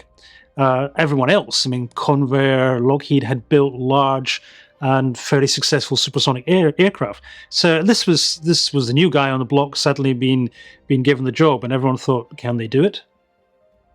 Boeing predicted that if design and construction of prototypes began early in 1967, the first flight could be made in early 1970. The first aircraft could then be ready for airline service in mid-1974. They were talking nonsense. They had no idea of the problems they were about to face. The main problem in designing the Boeing supersonic airliner can be summed up in one word: the weight. This thing just got fat. It got heavier and heavier. It wasn't going to make money. They had to then strip out weight, and in the end, the biggest weight penalty was going to be the mechanism to make the wings swing. As we got beyond the preliminary design stage to build it, the weight got too heavy. The empty weight got too heavy. That was the main problem. The weight just got out of hand, and we couldn't meet the weight statement that we'd estimated for the configuration at the start. The project slammed to a halt for a year as Boeing considered alternatives. In October 1968, Boeing emerged with what was virtually a complete redesign. There was only one way to solve the weight penalty problem. That was to take the swing wing out. Boeing's swing wing disappeared mostly because of the extra weight. That huge hinge in there was very, very heavy. The 2707 was also reduced in size. Seating was reduced to 234 passengers, though that was still bigger than Concorde. And now, a new problem appeared to haunt the project and eventually kill it: the sonic boom. We knew it existed, but frankly, I didn't think it was that bad. The sonic boom that the airplanes we were talking about was like thunder and lightning, where the thunder hits about 2 miles away. And I guess I just didn't figure it was that bad. In order to explore the effects of the sonic boom on, for example, urban areas, the American Air Force conducted an experiment in 1964, which is something I don't think we would ever contemplate doing today. And what they wanted to do was see what effect it had on an urban area. So they tried to they flew supersonic bombers over Oklahoma City with sonic booms or waves of shocked air passing all the time. The result was that in a very short period of time, they had around 8,000 very vocal complaints and around 5,000 complaints for claims for damages. In 1967, immediately after Boeing had been selected to build the 2707, Dr. William Shurtleff, a scientist at Harvard University, organized the Citizens League against the sonic boom. Well, actually, there were so many technical and economic hurdles that had to be addressed for an airplane like this, not the least of which was the sound. Breaching the sound barrier always created a shock wave over populated areas. Well, that era was a miserable era for me, because here I was, an engineer trying to do things, and you had these idiots back there making it was a political situation, and he just jumped on it. This guy Shurtleff, I never met him. I don't know what his problem was. I know the British were taken by surprise on it. They were completely amazed at the problems we were getting. Other scientists hypothesized that the exhaust from SSTs, expelled into the atmosphere at high altitude, would start a self-perpetuating chemical reaction that would ultimately deplete a radiation-absorbing layer of ozone in the stratosphere and bring on an increase in skin cancer. I think there were other environmental concerns, perhaps not substantiated technically, about the ozone layer, about contamination of the upper atmosphere. There were all sorts of boogeymen shoved into the front of the table having to do with so-called environmental problems. But public opinion was turning against the SST, and as resistance grew, Congress itself began to express doubts about the plane. In response, President Richard Nixon, shortly after he was elected in 1968, appointed a 12-member committee to report on the project. Nixon was a firm believer in the SST when he came to power, like Presidents Johnson and Kennedy before him, and he felt that the SST was essential to American prestige. And in order to underline the case for the SST, he appointed a committee. To his great surprise, I think, and consternation, the committee came out against the SST and decided it was completely unviable. Apart from the sonic boom, the Boeing SST was encountering other problems. When he set the goal for the American SST, President Kennedy had decreed that it would fly faster than its European rival at Mach 3. But at that speed, an aircraft's skin becomes red hot. You have to make it of expensive materials that will not melt or crack at those temperatures. To reach the speed that the 2707 was going to go at, you had to find new materials to deal with the buildup of heat. The most effective material would be titanium. And at that time, titanium was really, really complex to machine, very expensive to get a hold of. It was going to make the whole project uncommercial. It's tough environment, and temperatures in Maine is a real big problem. Whether you can ever design a structure to meet all this and still have enough left over to make any money with is not too clear at this point. The British had long since decided that these problems were too difficult and expensive to bother solving. Concorde would fly at less than 2,000 kilometers per hour, where the heating problems were much reduced. Concorde could therefore be built out of standard metal alloys to keep the manufacturing costs down. You went much faster than Mach 2. We got too hot for aluminum. I don't know. Aluminum, I can't tell you exactly, but you wouldn't want to go too much beyond 2 to get with aluminum, so you needed a better material. And titanium was quite capable. It was a good material, and we felt that it would be. So part of the program was learning how to manufacture. As Boeing's engineers grappled with the problems, the 2707 program suffered delay after delay, while costs skyrocketed. We spent several $1 million of our own company money in working titanium on the side of the outside of the contract on the SST, but maybe we were too ambitious. It might have worked at 2.5 Mach number, but I think that you go 3 and that's 400 degrees, and that's too hot. On May the 18th, 1971, the United States Senate met to vote on a motion to end funding the SST project. President Nixon had worked hard to persuade the senators to keep on with the project, but without success. The Senate voted 58 to 37 to kill the Boeing 2707. I think that Kennedy's decree that the SST should be bigger, better, and faster than the European rival did cause major problems for Boeing and for the whole project right throughout it, because they were always aiming for this kind of Kennedy standard of Mach 3 and all the problems that are associated with flying at Mach 3. I think that was too hot. It just wasn't practical. I think we could go faster than the 2. I think 2.5 would have probably been okay from a temperature standpoint, but certainly any higher than that would have probably not been practical. Europe looked like it had won the technological race. In 1973, only 18 months after the Boeing SST project was cancelled, Concorde made its first visit to the USA to attend the inauguration of the new Dallas-Fort Worth airport. During its 4-day stay in Texas, Concorde made supersonic demonstration flights over the Gulf of Mexico and proved to be the outstanding attraction in the flying displays, which formed part of the airport dedication ceremonies. But it would soon become clear that Concorde's victory was no victory at all.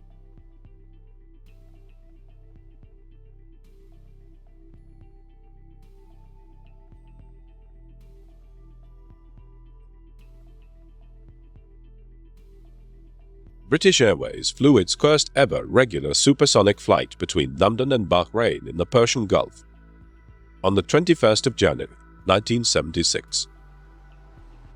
Unfortunately, the route was mainly overland, forcing Concorde to fly at subsonic speeds on large portions of the flight.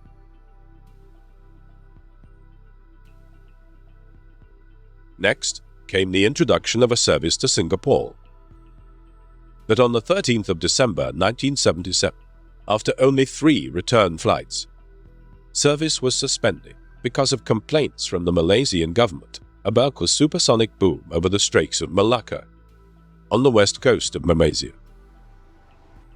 Ultimately, Concorde, though it made it into passenger service, it suffered the sonic boom problem that had dogged the early Boeing project.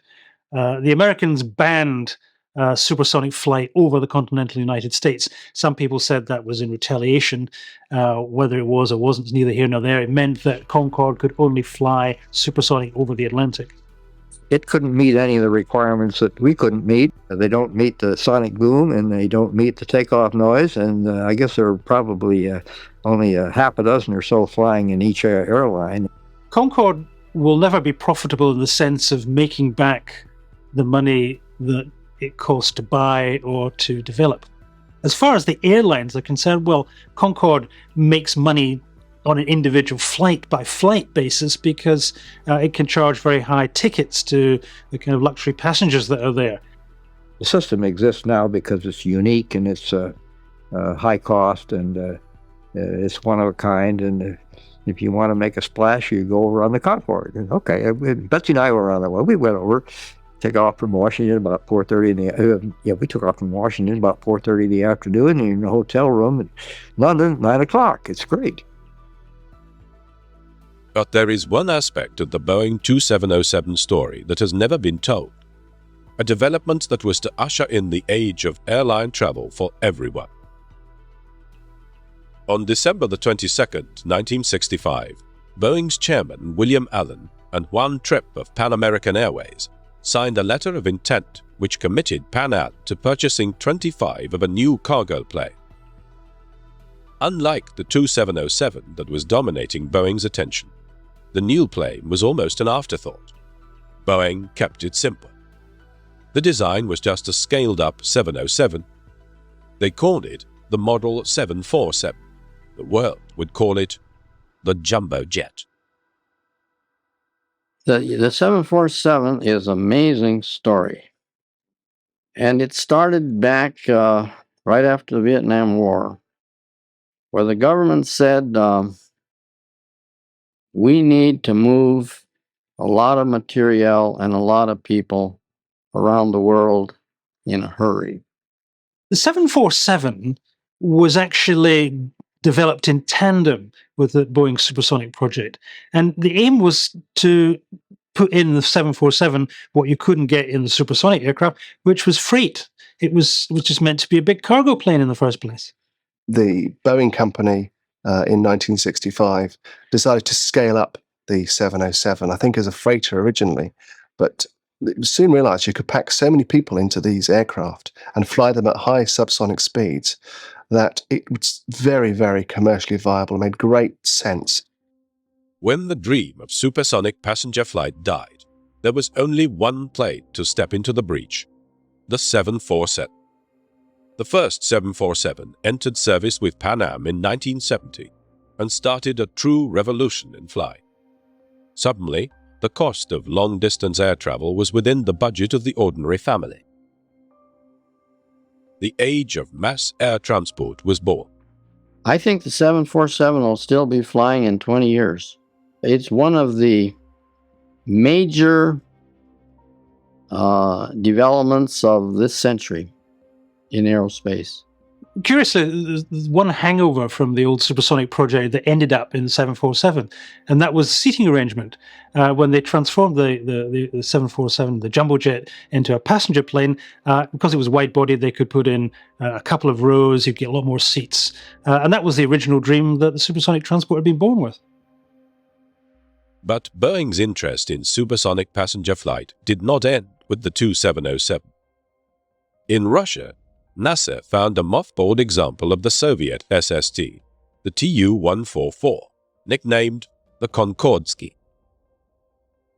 The Russian SST actually flew just a few months before Concorde.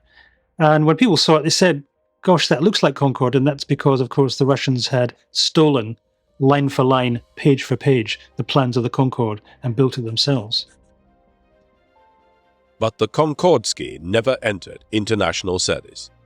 Soviet technical know-how was not up to the challenge of building a supersonic airliner, not even with the help of stolen plans. The plane proved difficult to fly and fundamentally unsafe. Its last outing was as a flying laboratory to try and solve the environmental problems that had plagued the old 2707. Engineers from NASA and Boeing envisioned a new supersonic jet that could fly 300 passengers at more than 2,400 kilometers per hour and cross the Pacific from Los Angeles to Tokyo in a mere 4.5 hours. But that was precisely the specification the old 2707 cancelled nearly 20 years earlier. The main thing that's happened is you've gone to high bypass ratio engines, and the engine cycles changed, and the noise problem isn't as bad as it used to be with a pure jet. 20 years had brought more knowledge about building and flying complex supersonic machines. But the same old problems still stood in the way. A big supersonic craft designed to fly beyond the heat barrier would be incredibly costly to build, fly, and maintain. And there would still be pollution and noise. There is no technology anywhere that I'm aware of that says that you can bypass, overpass, whatever, the supersonic barrier. It's there. The boom just has to be there. There's so much energy involved when you go through that barrier. The dream of supersonic transport was an engineer's dream. It was a politician's dream. It was Kennedy's dream. The passengers wanted something different. They wanted cheap tickets. They wanted reliable service. They wanted comfort. And that will always be the future of the airline business. Now, as a matter of fact, if somebody were to ask me today, will there ever be a supersonic airplane in the U.S. built by the U.S.? I would say first you got to define what you mean by supersonic. There may very well be a more advanced Mach 2 airplane, larger, more economical, and so forth than the Concorde. They may very well be. I don't know that. But we are still today not ready in materials to go to Mach 3. We just don't have the wherewithal to do it. But the dream lives on. Even today, Boeing are still working on designs to push the frontiers of speed for passenger aircraft. The Lockheed SR-71 Blackbird flies at Mach 3. It is made of titanium, and metallurgy and materials technology are advancing all the time. Will the 21st century see the dream come true? This is the challenge and the true legacy of the Boeing 2707.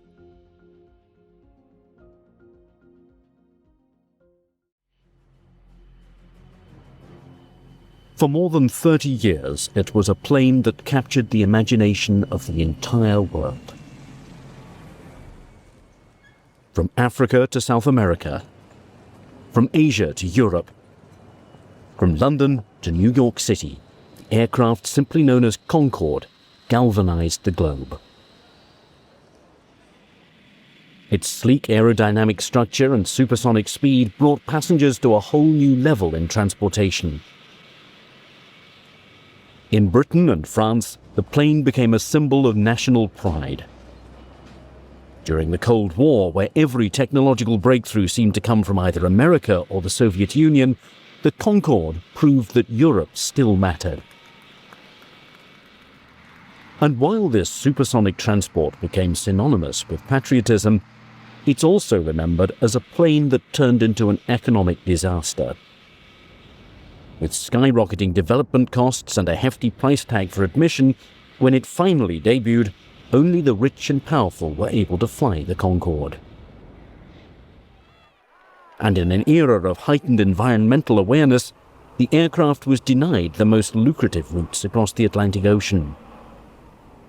If not for the endless sums of government money, it may have never seen the light of day. In the end, the plane was a two-edged sword.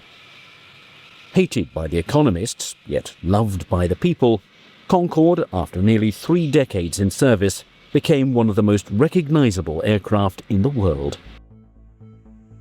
During a time when faster meant better, it soared over its competition, symbolizing the absolute best in European engineering and aerodynamics.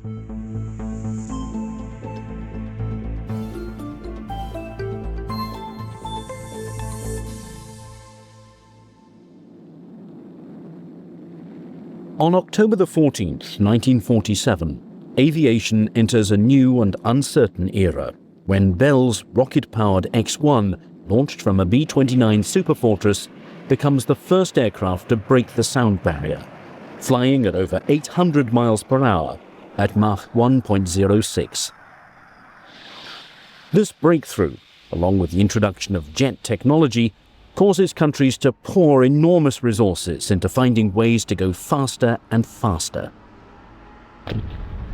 During the Cold War, with both America and the Soviet Union possessing the atomic bomb, the requirement that airplanes go supersonic is a must. This leads to a revolution in aeronautical design. Straight-winged aircraft, unable to achieve faster speeds, are replaced by swept-wing planes, most noticeably during the Korean conflict, as American F-86 Sabres battle Soviet Union MiG-15s. Bombers like the B-29 and the B-36 Peacemaker evolve into the swept-wing B-47 Stratojet and the B-52 Stratofortress. With the two superpowers investing gigantic sums of money into aircraft design, the nations of Britain and France are forced to play catch-up. In England, where the Gloucester Meteor symbolised London's place at the vanguard of aviation technology, during the Cold War, a trifecta of planes known as the V-bombers are unveiled as a deterrent force against the Soviet Union. The third in this trilogy, Avro's Vulcan, a supersonic bomber equipped with 4 turbojets, incorporates a new delta-wing design, giving the aircraft increased speed over the swept wing. Across the English Channel, where aviation was born, the nation of France also experiments with supersonic aircraft. Dassault's Mirage 3, a plane incorporating the delta wing design, flies at over Mach 2.2 in 1958. In addition, the Durandal is also tested during this time as an experimental supersonic plane. But despite their respective legacies of being at the forefront of aviation technology, after the Second World War, with both England and France's economies shattered, it appears their best days are behind them. In the realm of military aircraft, there seems to be no way to compete with the vast resources of the United States. However, there is one area where if England and France pool together their resources, a formidable challenge can be issued against America and the Soviets. This comes in the form of a proposed supersonic transport airliner. Mr. de Gaulle was president of France at the time, and French prestige was sort of important. The French were very, very concerned, as were the British and other Europeans, about the loss of technology prowess in the aviation industry. There was a feeling in Europe at that time that the Concorde project could be a vehicle, a catalyst to jumpstart the European aviation industry after decline. With only military planes capable of breaking the sound barrier, there's much talk about having this technology cross over into the civilian transport market. With jets replacing propeller-driven aircraft as the preferred mode of flying, conventional wisdom leads many to speculate that the next logical step for passenger travel is the ability to fly faster than the speed of sound. In America, the undisputed champion of aircraft design, it appears inevitable that they will build an SST. The Soviets, not wanting to be outdone by their rivals, are no doubt going to follow suit. This took place during the height of the Cold War. The Cold War was taking place. You have to remember there was competition in aerospace defense. We had announced the Apollo program at the end of 1961, which was in effect a Cold War program. I think that the attraction of the supersonic airplane was like the attraction of much of the space age prestige, the national honor that you had to be. If you didn't demonstrate that you could do this, you weren't in the front ranks. This leaves the powers of Europe with an important decision to make. Will they build their own SST and compete on an international scale? The answer is given on November the 28th, 1962, when representatives from the English and French governments sign a treaty creating a powerful new consortium between the British Aircraft Corporation and Sud Aviation. Airliner of the future. This is a model of a supersonic jet which Britain and France hope will dominate transatlantic travel. Flying at twice the speed of sound, it will hop the ocean in 3 hours. Representatives of the two countries sign an agreement to share the $300 million cost and hope to have the plane operational by 1968. The delta-wing craft will carry 100 passengers and cruise at 1,400 miles an hour. Engineers say it can use present runways and fly so high there will be no sonic shock when it breaks the sound barrier. The world grows smaller. The two companies agree to build a supersonic transport with no cancellation clause, causing numerous airlines to immediately place orders, including America's Pan Am Airways. Pan American World announced it has ordered 6 new Concorde supersonic jet transport, which can fly to the United States in 2.5 hours. You can tell him he's given me the best argument for not having one airline represent the United States that I've ever heard. And I'm going to spend the next time I'm here really getting a screwing to Pan American, because that sticks it right to us. How can we possibly go ahead now with our program, to which we're going to spend an awful lot of money, which was very important to the United States, which affected the balance of payments in hundreds of millions of dollars, and I'm going to put all this out and then go ahead about 24 hours before we're about to make our announcement. Across the Atlantic Ocean, this treaty causes President Kennedy to act swiftly. And in June of 1963, at the Air Force Academy's graduation, he announces the United States' own SST program. 30,000 spectators packed the stadium at the Air Force Academy in Colorado Springs for ceremonies that will graduate cadets into officer ranks. They hear President Kennedy call for a partnership of government and business to develop a supersonic passenger plane to hold the U.S. lead in commercial aviation. They had been under some pressure to announce this project. Vice President Johnson formed a little committee to look at the SST in the spring of that year, and he recommended vigorously that we go ahead with an SST. The Anglo-French had announced the Concorde project in '62, and that also created pressure for Kennedy to do something. There was also some pressure from the aerospace industry people to respond to what was taking place both in Britain and France and also Russia, which had its own SST program. In the Soviet Union, work begins on their supersonic Tupolev Tu-144, with each plane now in a race to the finish line. Beginning in 1965, 2 prototypes are built, known as 001 in Toulouse and 002 in Bristol. Luckily for Britain, its aerospace industry has a huge jump on the competition, having built numerous experimental aircraft proving vital in the research and development of the Concorde. The Bristol 221, incorporating a variation of the Delta design known as the OG wing, is tested in order to determine the SST's range and payload. The TSR-2 bomber, an airplane cancelled due to the budget cuts of the 1950s, provides invaluable information about the Concorde's most daunting obstacle, its power plants. Using Bristol's Olympus engines, the TSR-2's testing sheds new light on the challenges supersonic planes face in the air. In the laboratories of the British Aircraft Corporation and Sud Aviation, rigorous examinations are carried out, investigating hundreds of materials and the effect heating has on them.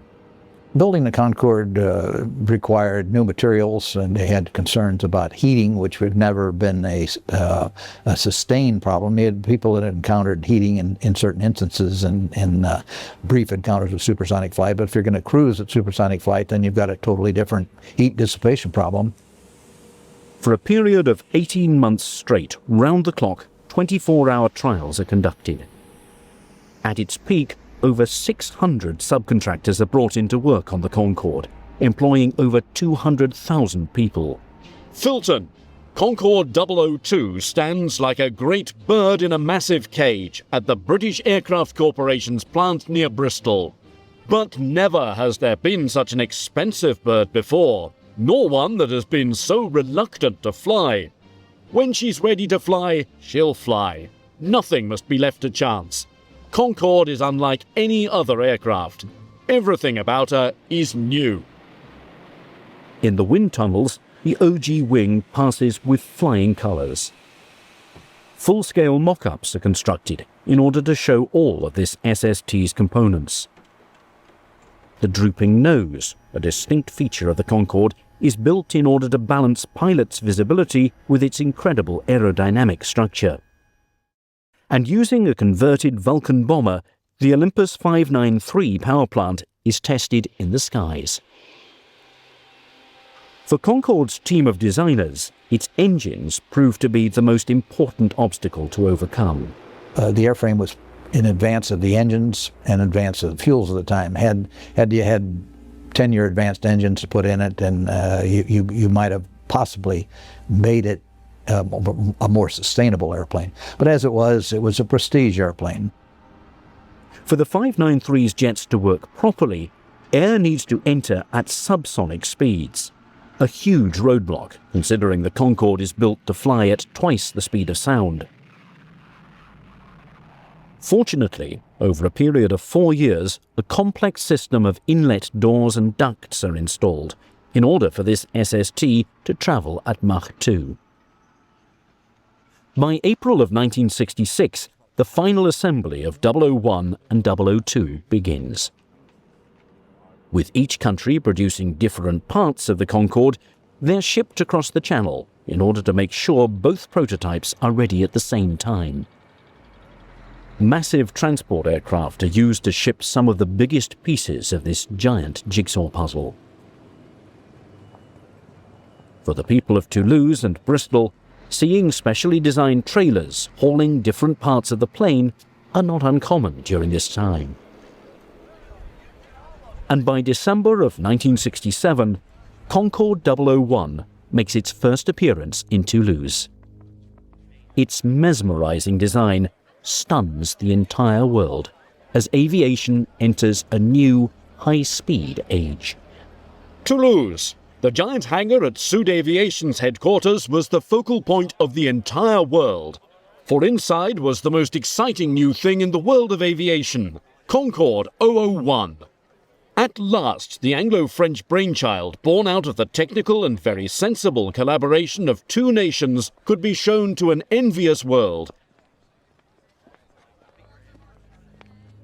While Concorde is being set up for its first test flight, in Moscow, the Communists are able to beat the Europeans, debuting Tupolev 144 on New Year's Eve 1968. Being almost identical to the Anglo-French design, it's nicknamed Concordski around the world.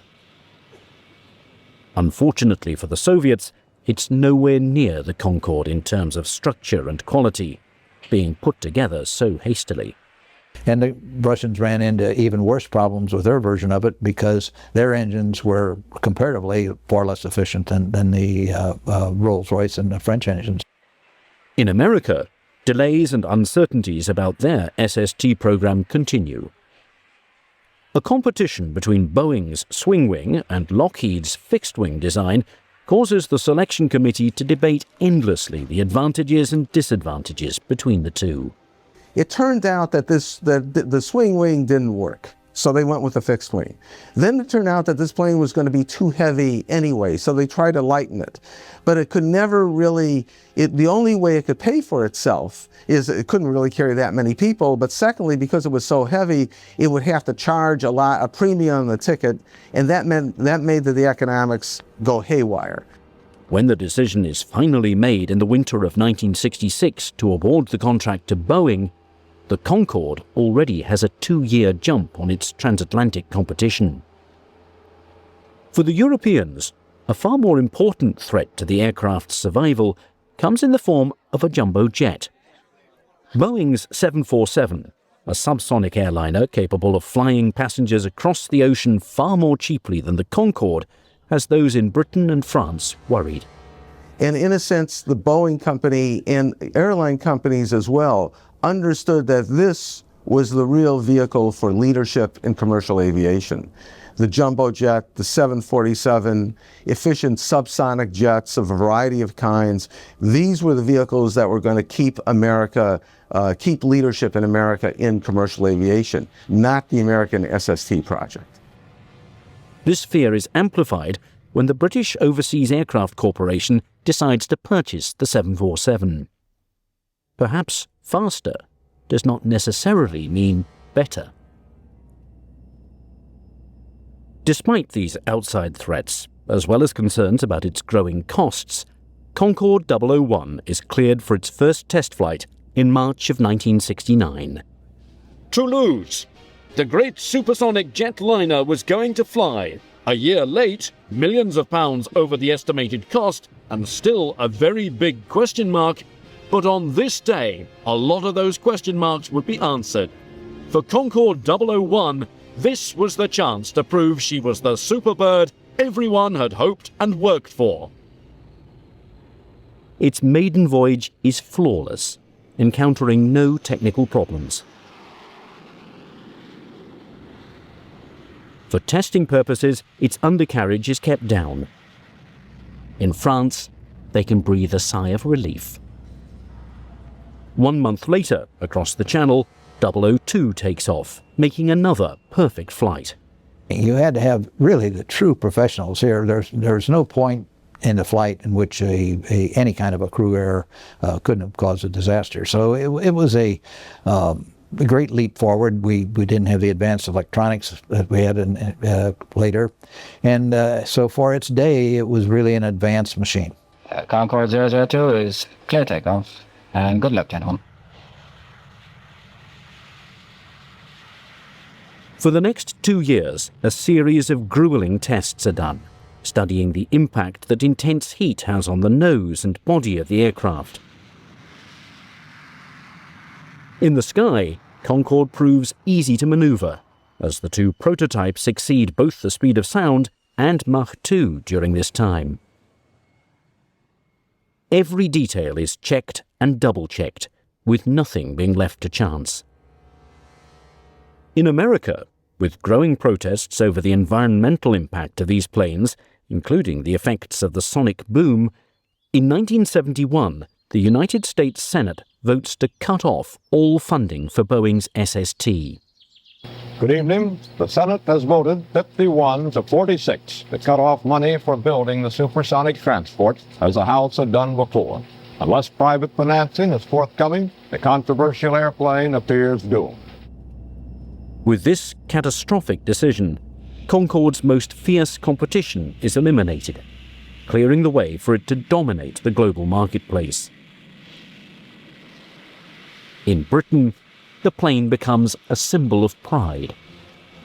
It was a proud sight. This was the day when the traditional and the modern were brought together. The British Concorde, that masterpiece of technology, came to London to be seen by the Queen, her family, and the millions who looked up with excitement for a first glimpse of this great plane. Then, in 1973, at the Paris Air Show, a Soviet Tupolev 144 crashes for the entire world to see. This disaster raises great doubts about the communist concoction's feasibility. It appears Concorde has all but won the race to build the first fully functioning SST. now, will anybody want to buy the plane?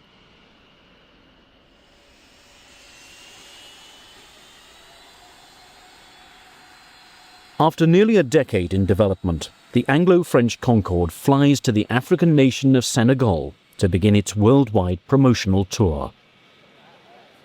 The ultimate goal of this exercise is to convince the world's airlines that speed means business. And with the right dose of public relations, executives will be convinced to buy these planes. From a marketing standpoint, the tour is an outstanding success. For years, people across the globe hear stories about this new high-speed plane that takes passengers to their destination in half the time. Its unorthodox aerodynamic design brings in crowds from Rio de Janeiro to Beijing, from Tehran to Sydney, from Fairbanks, Alaska to Mexico City. And with America cancelling their SST program in 1971 and the Soviet Tu-144 in shambles, the Anglo-French Concorde is destined to dominate the marketplace.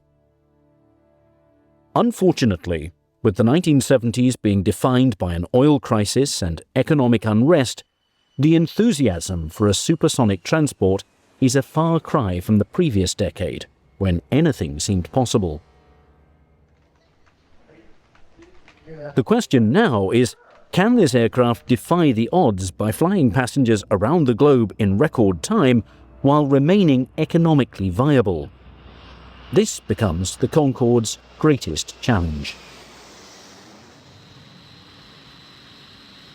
Across the globe, Concorde is ready to galvanize the people. Wherever it flies, the crowds are huge, anxious to see the plane they've heard about for years. During the year 1972, this SST tours Iran, India, China, Japan, and Australia, with each country's airlines showing interest in the aircraft. Kings and queens, prime ministers and presidents, rich and poor, all want to take a tour inside this remarkable supersonic jet. Unfortunately, during the 1970s, with each Concorde costing a record $31 million per plane, only the very wealthy are able to board this aircraft. Ironically, its biggest supporters are the masses, who could never afford to fly supersonic. As a result, although there's a fascination with the Concorde, the big airlines are hesitant to pull out their checkbooks. The Chinese and the Iranians flirt with the idea of buying them, but are unwilling to sign on the dotted line. In the United States, where the most lucrative destinations are to be had, President Richard Nixon tours the aircraft. His country's decision to cancel their own SST is the result of a growing environmental movement, warning Americans about the ecological disasters these planes will have on their neighborhoods and communities. A big drawback is the sonic boom.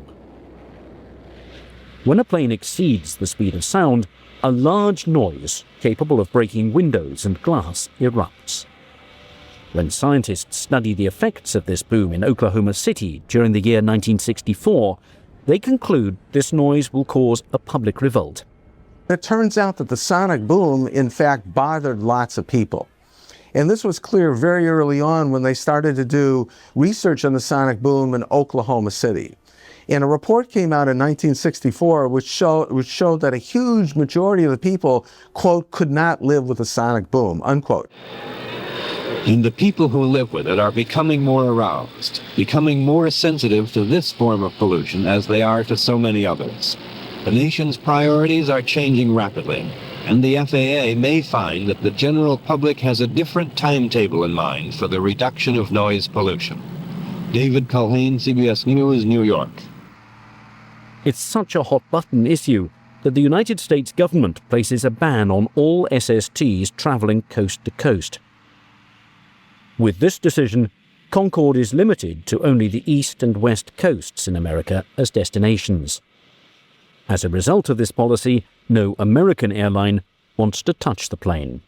Once that killed the New York to LA route, the Miami to Seattle routes, the Boston to San Francisco routes, the Washington to LA routes. Once it killed those routes, it killed about a third of the market for the whole aircraft. And therefore you didn't have as much chance to recover your cost. People in the United States reacted to the sound barrier as a means of going against the idea of an American supersonic transport, and it of course affected the issue of the Concorde flying in the United States. But I don't think it was a defining decision. And I also think it was a bit of a red herring. I think it was put up mainly because people who were smart enough to see there was no way to make any money out of the Concorde, building it, the manufacturer was going to lose, the government was going to lose. I think it was perhaps overinflated just so that we wouldn't do it and we wouldn't have an American contender. As environmental groups gain strength, pickets and protests against the SST's sonic boom, against its unhealthy fuel consumption, and against noise pollution in general take place. Rumours begin that any passenger who boards the plane will become violently ill. This bad publicity sours the Concorde's reputation. Thankfully, the two countries who built the aircraft come to its rescue. When British Airways and Air France order 9 planes for service, they save the entire project from economic collapse. Unfortunately, the overseas buyers needed to make this a worthwhile government investment never materialize. What began as a European project is confined only to Europe. Despite these roadblocks, Concorde continues its worldwide tour de force. To prove it can fly in the most brutal weather conditions, the aircraft stops in America's Arctic outpost, Alaska, demonstrating that this SST can excel even in the bitter cold. Next is a flight to the polar opposite, Mexico City, where thousands of people wait for hours to see Concorde's grand entrance. With orders placed, the employees of BAC and Aerospatiale begin building more SSTs, improving the quality from the original prototypes. The Bristol 593 engines gain strength, reducing the black smoke emitted. And in 1975, Concorde receives its certificate of airworthiness. When agents are first allowed to book passengers, demand skyrockets. A beautiful airplane that performed well. I was lucky enough to fly on it on one occasion, and it was the way to travel. There's no question about it. You arrived in London in what seemed like a couple of hours, and feeling excellent. Although 20% more expensive than subsonic travel, during the early years, with all the hype and fascination surrounding this plane, the people cannot resist the opportunity to fly supersonic. 1 year later, the first 2 Concordes carrying paying customers depart from London and Paris simultaneously.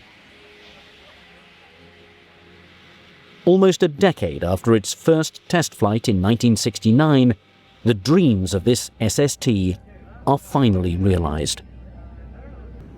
Its crude design and enormous fuel consumption fades quickly. Only a few months of novelty flights take place, clearing the way for the Anglo-French. Despite this early success, the road ahead for this powerful new plane is going to be a bumpy one. In America, the Boeing 747 jumbo jet proves to be Concorde's greatest competitor, carrying more than twice the passengers at a fraction of the cost. In the Big Apple, where the most profitable route of London to New York is crucial, because of noise pollution, a judge rules that the supersonic airliner cannot land in the city.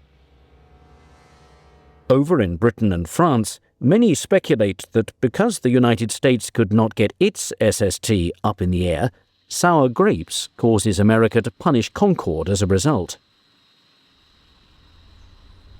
Only after a Supreme Court ruling is the aircraft allowed to land at JFK International Airport in 1977.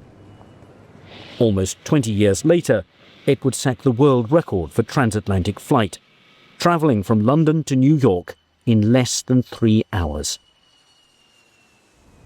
By this time, however, with rapid inflation, an oil crisis, and growing environmental concerns, people begin speculating that this plane's time in the sun has passed. People would pay the additional cost to fly faster than the speed of sound. However you valued your time, 1 times the value of your time, 1.5 times the value of your time, that's what people thought. It turned out, in fact, that this was a very questionable assumption. The whole idea that there would be a market for people paying a premium to go faster than the speed of sound on commercial aviation, in fact, was a facade. It turned out to be a facade. It was not true. It was a mirage. During dire economic times, Concorde is viewed as a plane only for the super rich. The clientele was superb. I mean, there were really, really rich people. For what I can recall, on the one flight that I made, there was a group of about 5 or 6 kids, all in one family, who were making their 15th or 16th Concorde flight and were totally blasé about it. So it taught me that, the Concorde was for rich guys. The novelty effect has worn off. The enthusiasm of the 1960s, when it was first built, is replaced by the cynicism of the 1970s.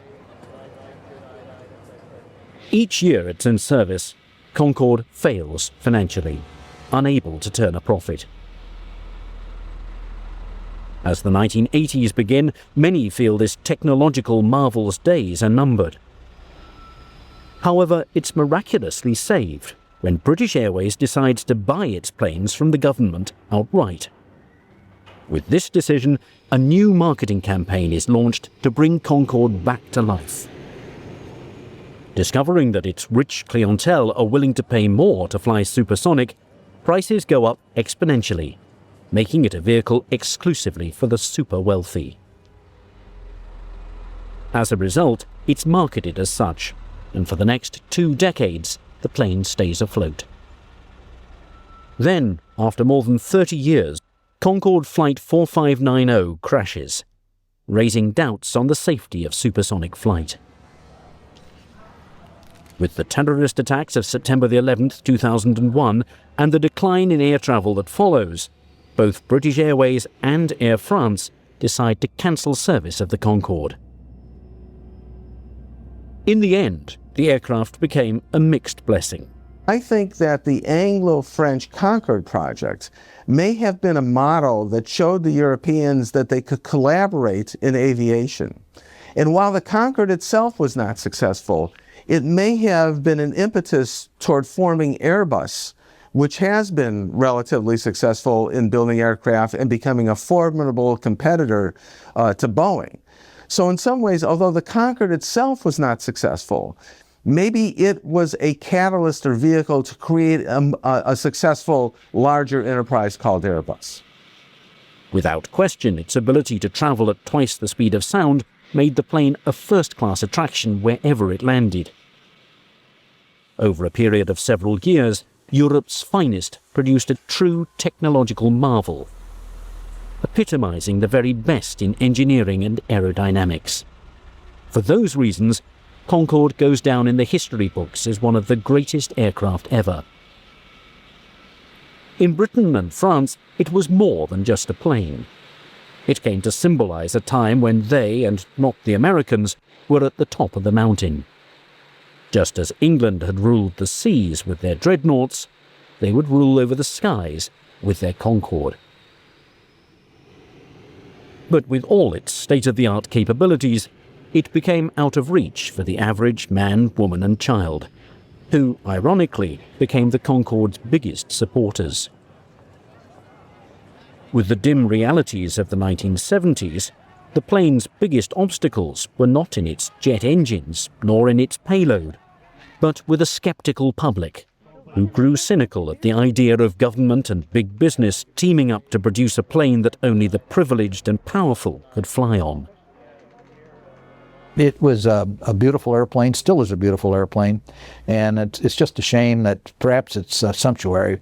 Maybe you don't need to go supersonically, and obviously not enough people need to go supersonically to justify the market. Now, With the ability to communicate in a matter of microseconds through the use of computers, the Concorde symbolizes a much different time, when the best technology available to see each other in person was the airplane. In this era, faster meant better. And in getting people to their destination, no aircraft has been able to surpass the speed of the Concorde.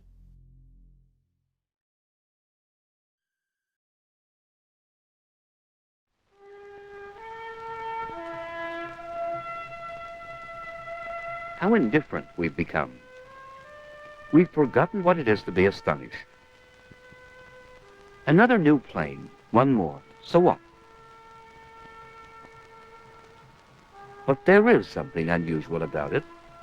It's long and has a sharp snout, and its head is lowered. There haven't been any like this before. And it has a delta wing folded back to the tail.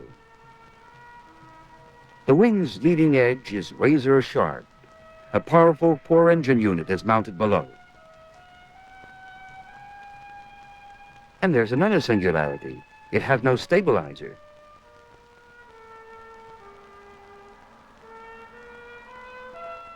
This is the new Tupolev Supersonic Airliner.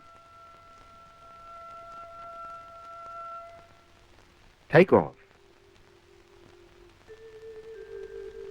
Script, Anatoly Agranovsky.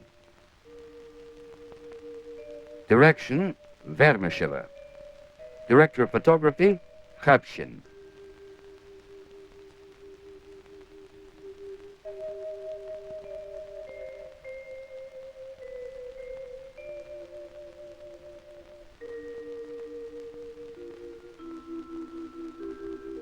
A Central Documentary Film Studios production.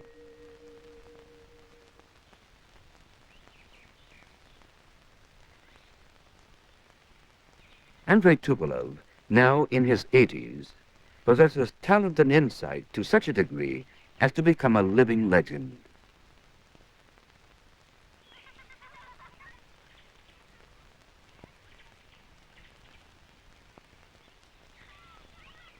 This film is about the Tu-144, his latest model in a long life wholly dedicated to aircraft engineering.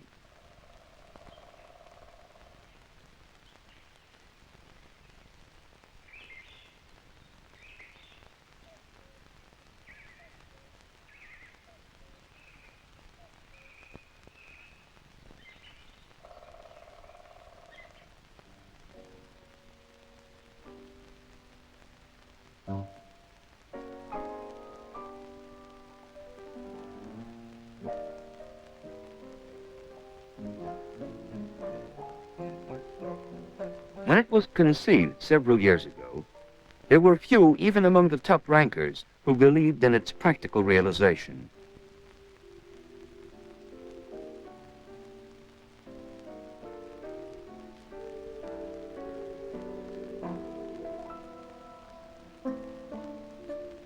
They would often get together like this and calculate, design, ponder, and discuss indefinitely. Еще процент на 40 уменьшить относительно толщину крыла. А что мы можем ждать от этого утончения по качеству самолета? Чего 2/10? Качество, да, максимального качества. На сколько процентов? Сколько процентов? Это порядка 3%. They had worked together for years and understood one another at a glance. It's said locally that anyone who can out-argue the general designer can count on a bonus or a promotion.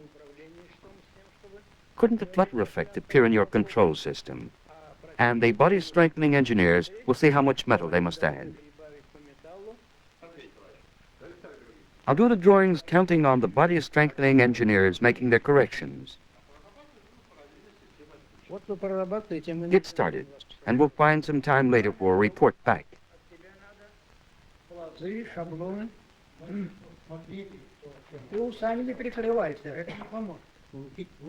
That will help us arrive at the overall final form.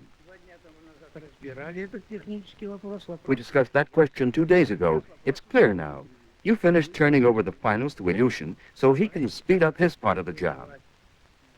Лучшину окончательные материалы для того, чтобы он мог быстро исправить свои работы.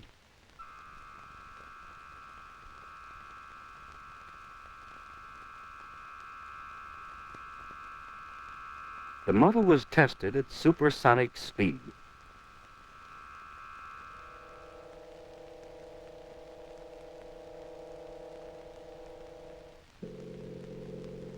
And here the character of the streamlining was studied.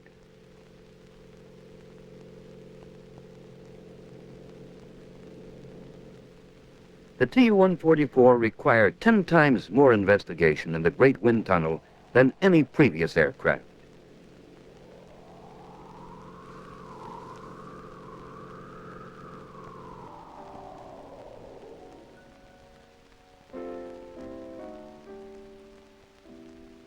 This is father and son. Andrei Tupolev has trained hundreds of aircraft designers. He founded a school of aircraft engineering. His son Alexei, chief designer of the Tu-144, has followed in his footsteps. A tailless design was chosen. What would it look like in reality?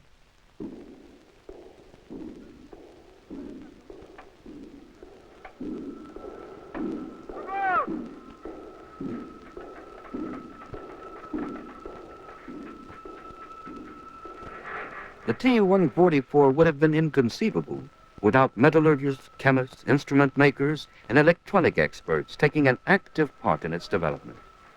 New alloys and new kinds of rolled metal were needed. The electronic equipment accounts for half the plane's cost. Some 10,000 parts are made of plastics. So the building of this plane was a common achievement of Soviet science and technology.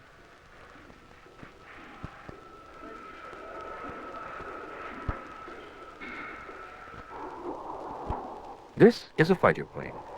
It flies at the design speed for the Tu-144, 2,500 kilometers an hour, more than twice the speed of sound.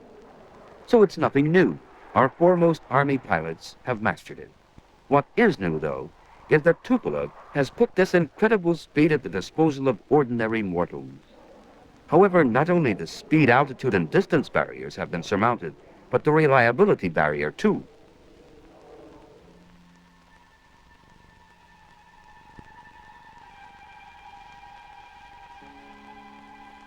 The landing gear was being tested. What was there about it that instilled confidence? Should the hydraulic system suddenly fail, another backup system would take over, and then if necessary a second backup system, and even a third. So one failure is nothing to worry about, and even two failures will not cause a crash. The crew had been pre-selected and had rehearsed the flight over and over again on the ground. Airborne, they wouldn't have the time to recall, waver, or grope. They'd have to make split-second decisions, and that meant they had to know the plane like themselves. Each of them had a college education and lengthy, thorough training for the maiden flight. Commander Yelyan, give us a readiness report, please. First, we'll make the landing gear retraction and release test.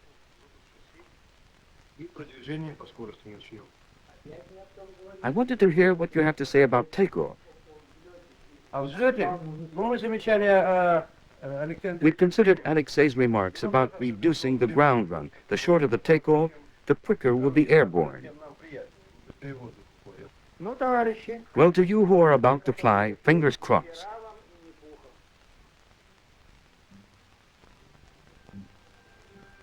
The maiden flight took place on December the 31st, 1968. Everything had long been in readiness. They'd been waiting for clear skies, but the weather continued foul, and nerves were wearing thin from the strain. Finally, however, the very last day of the year dawned clear. The mercury fell, and visibility rose.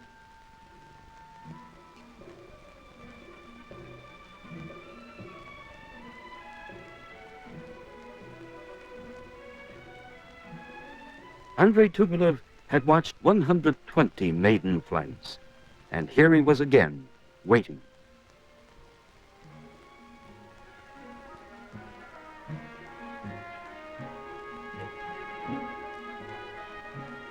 Meet Flight Commander Edward Yelyan,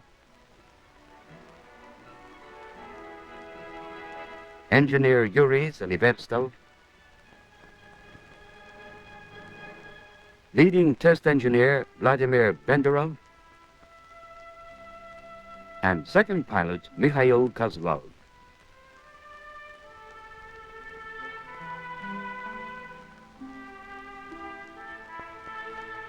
Yes, it was a fine day indeed. It was good to be alive on a day like that, as a well-known test pilot put it.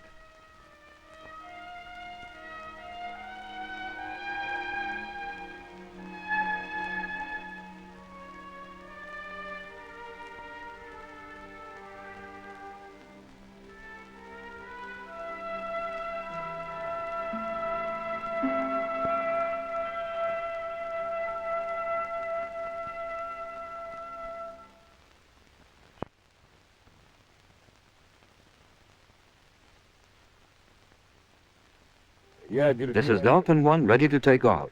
Permission granted. Got you.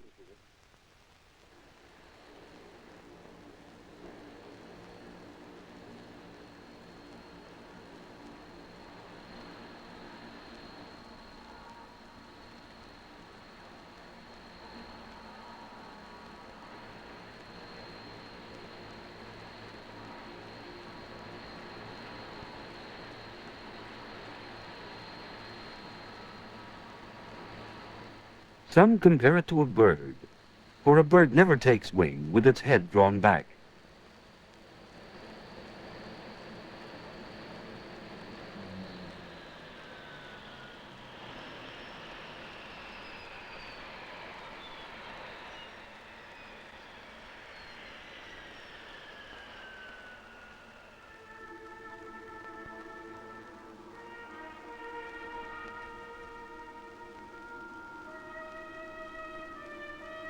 The plane took off and gained altitude. There was nothing left for us to do but watch and wait. Nothing depended any longer even upon the general designer.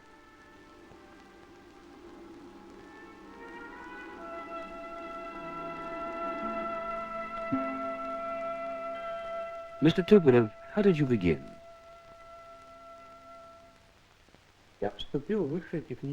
I matriculated at Moscow's Higher Technical School because I had a bent for engineering. Our lecturer on aviation was Nikolai Zhukovsky.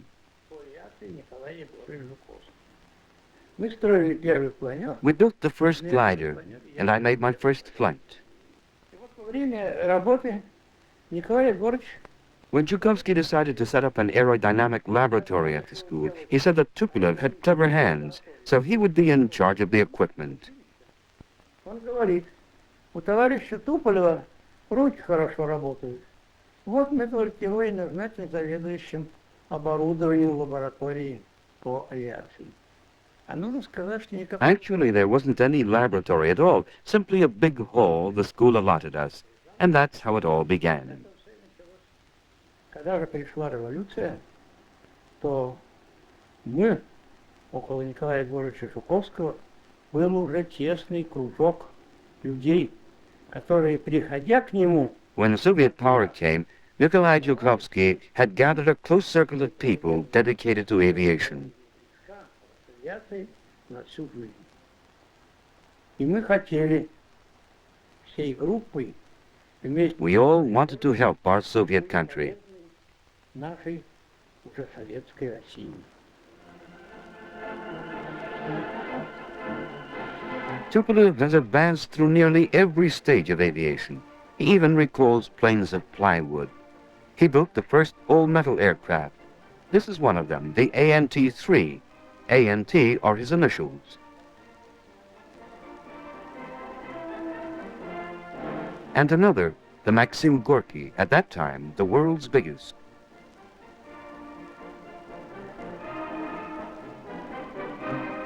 And this is the ANT-6 at the North Pole.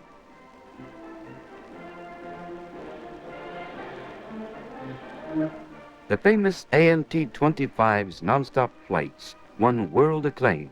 It took Chkalov 63 hours to fly non-stop from Moscow to the United States.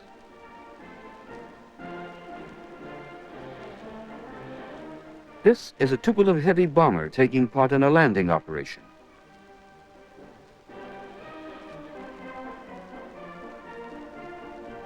The war over, the Dane of Soviet aircraft designers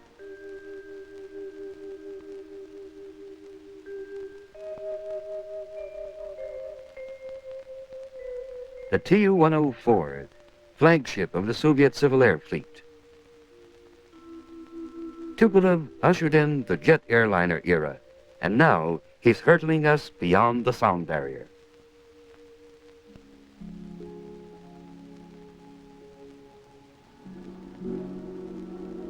The flight continued. Now the plane raised its head. For supersonic flight, it needed a long, pointed nose. So far, so good. Everything was proceeding normally. I've stopped climbing. Everything on board is tip-top. The craft handles with astonishing ease. Now I'm banking for the first time. The ground is visible. We've finished the maneuver. Now we're going to fly over. Have a look at us from down below. How does she look? Not bad, huh?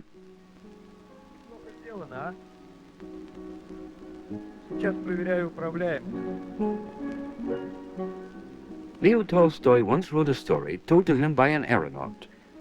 The first minute I was terrified. My blood turned to ice. But then all of a sudden I felt such a joyous uplift that I forgot all about being afraid. And we'll forget to be afraid too. In 3 hours and 20 minutes, we'll fly from Moscow to Khabarovsk. In 2 hours, from Delhi to Moscow. Outstripping time will become habitual. We'll take off from Moscow at noon and land in Montreal at 9 in the morning of the same day.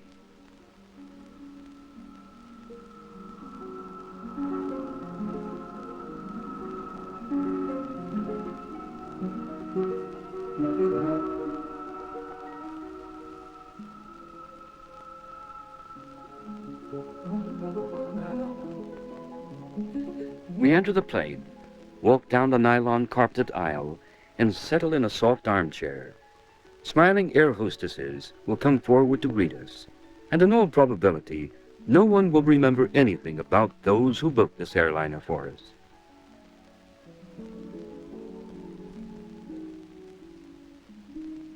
There are 300,000 meters of wiring alone. Of course we won't remember.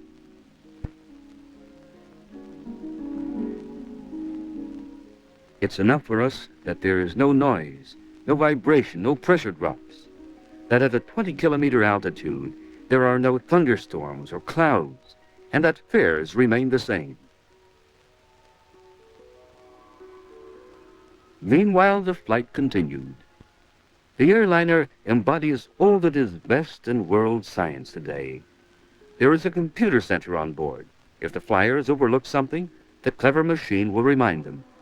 Besides a sign flashing on, they will hear a voice saying, "Switch over the radio beacon," or "Release the landing gear."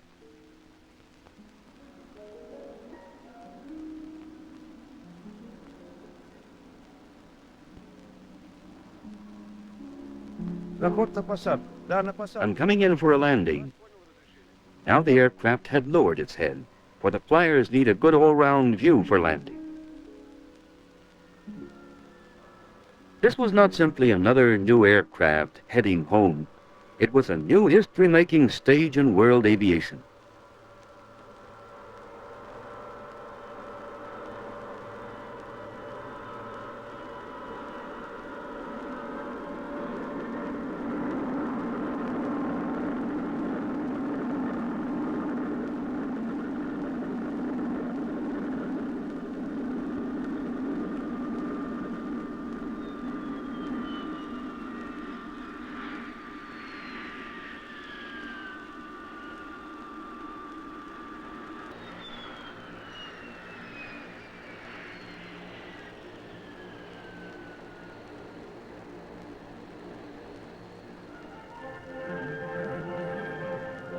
It was over.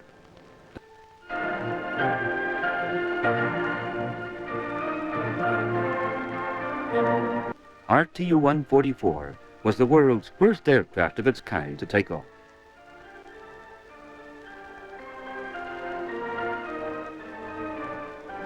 This was only its maiden flight. Tests and trials will continue.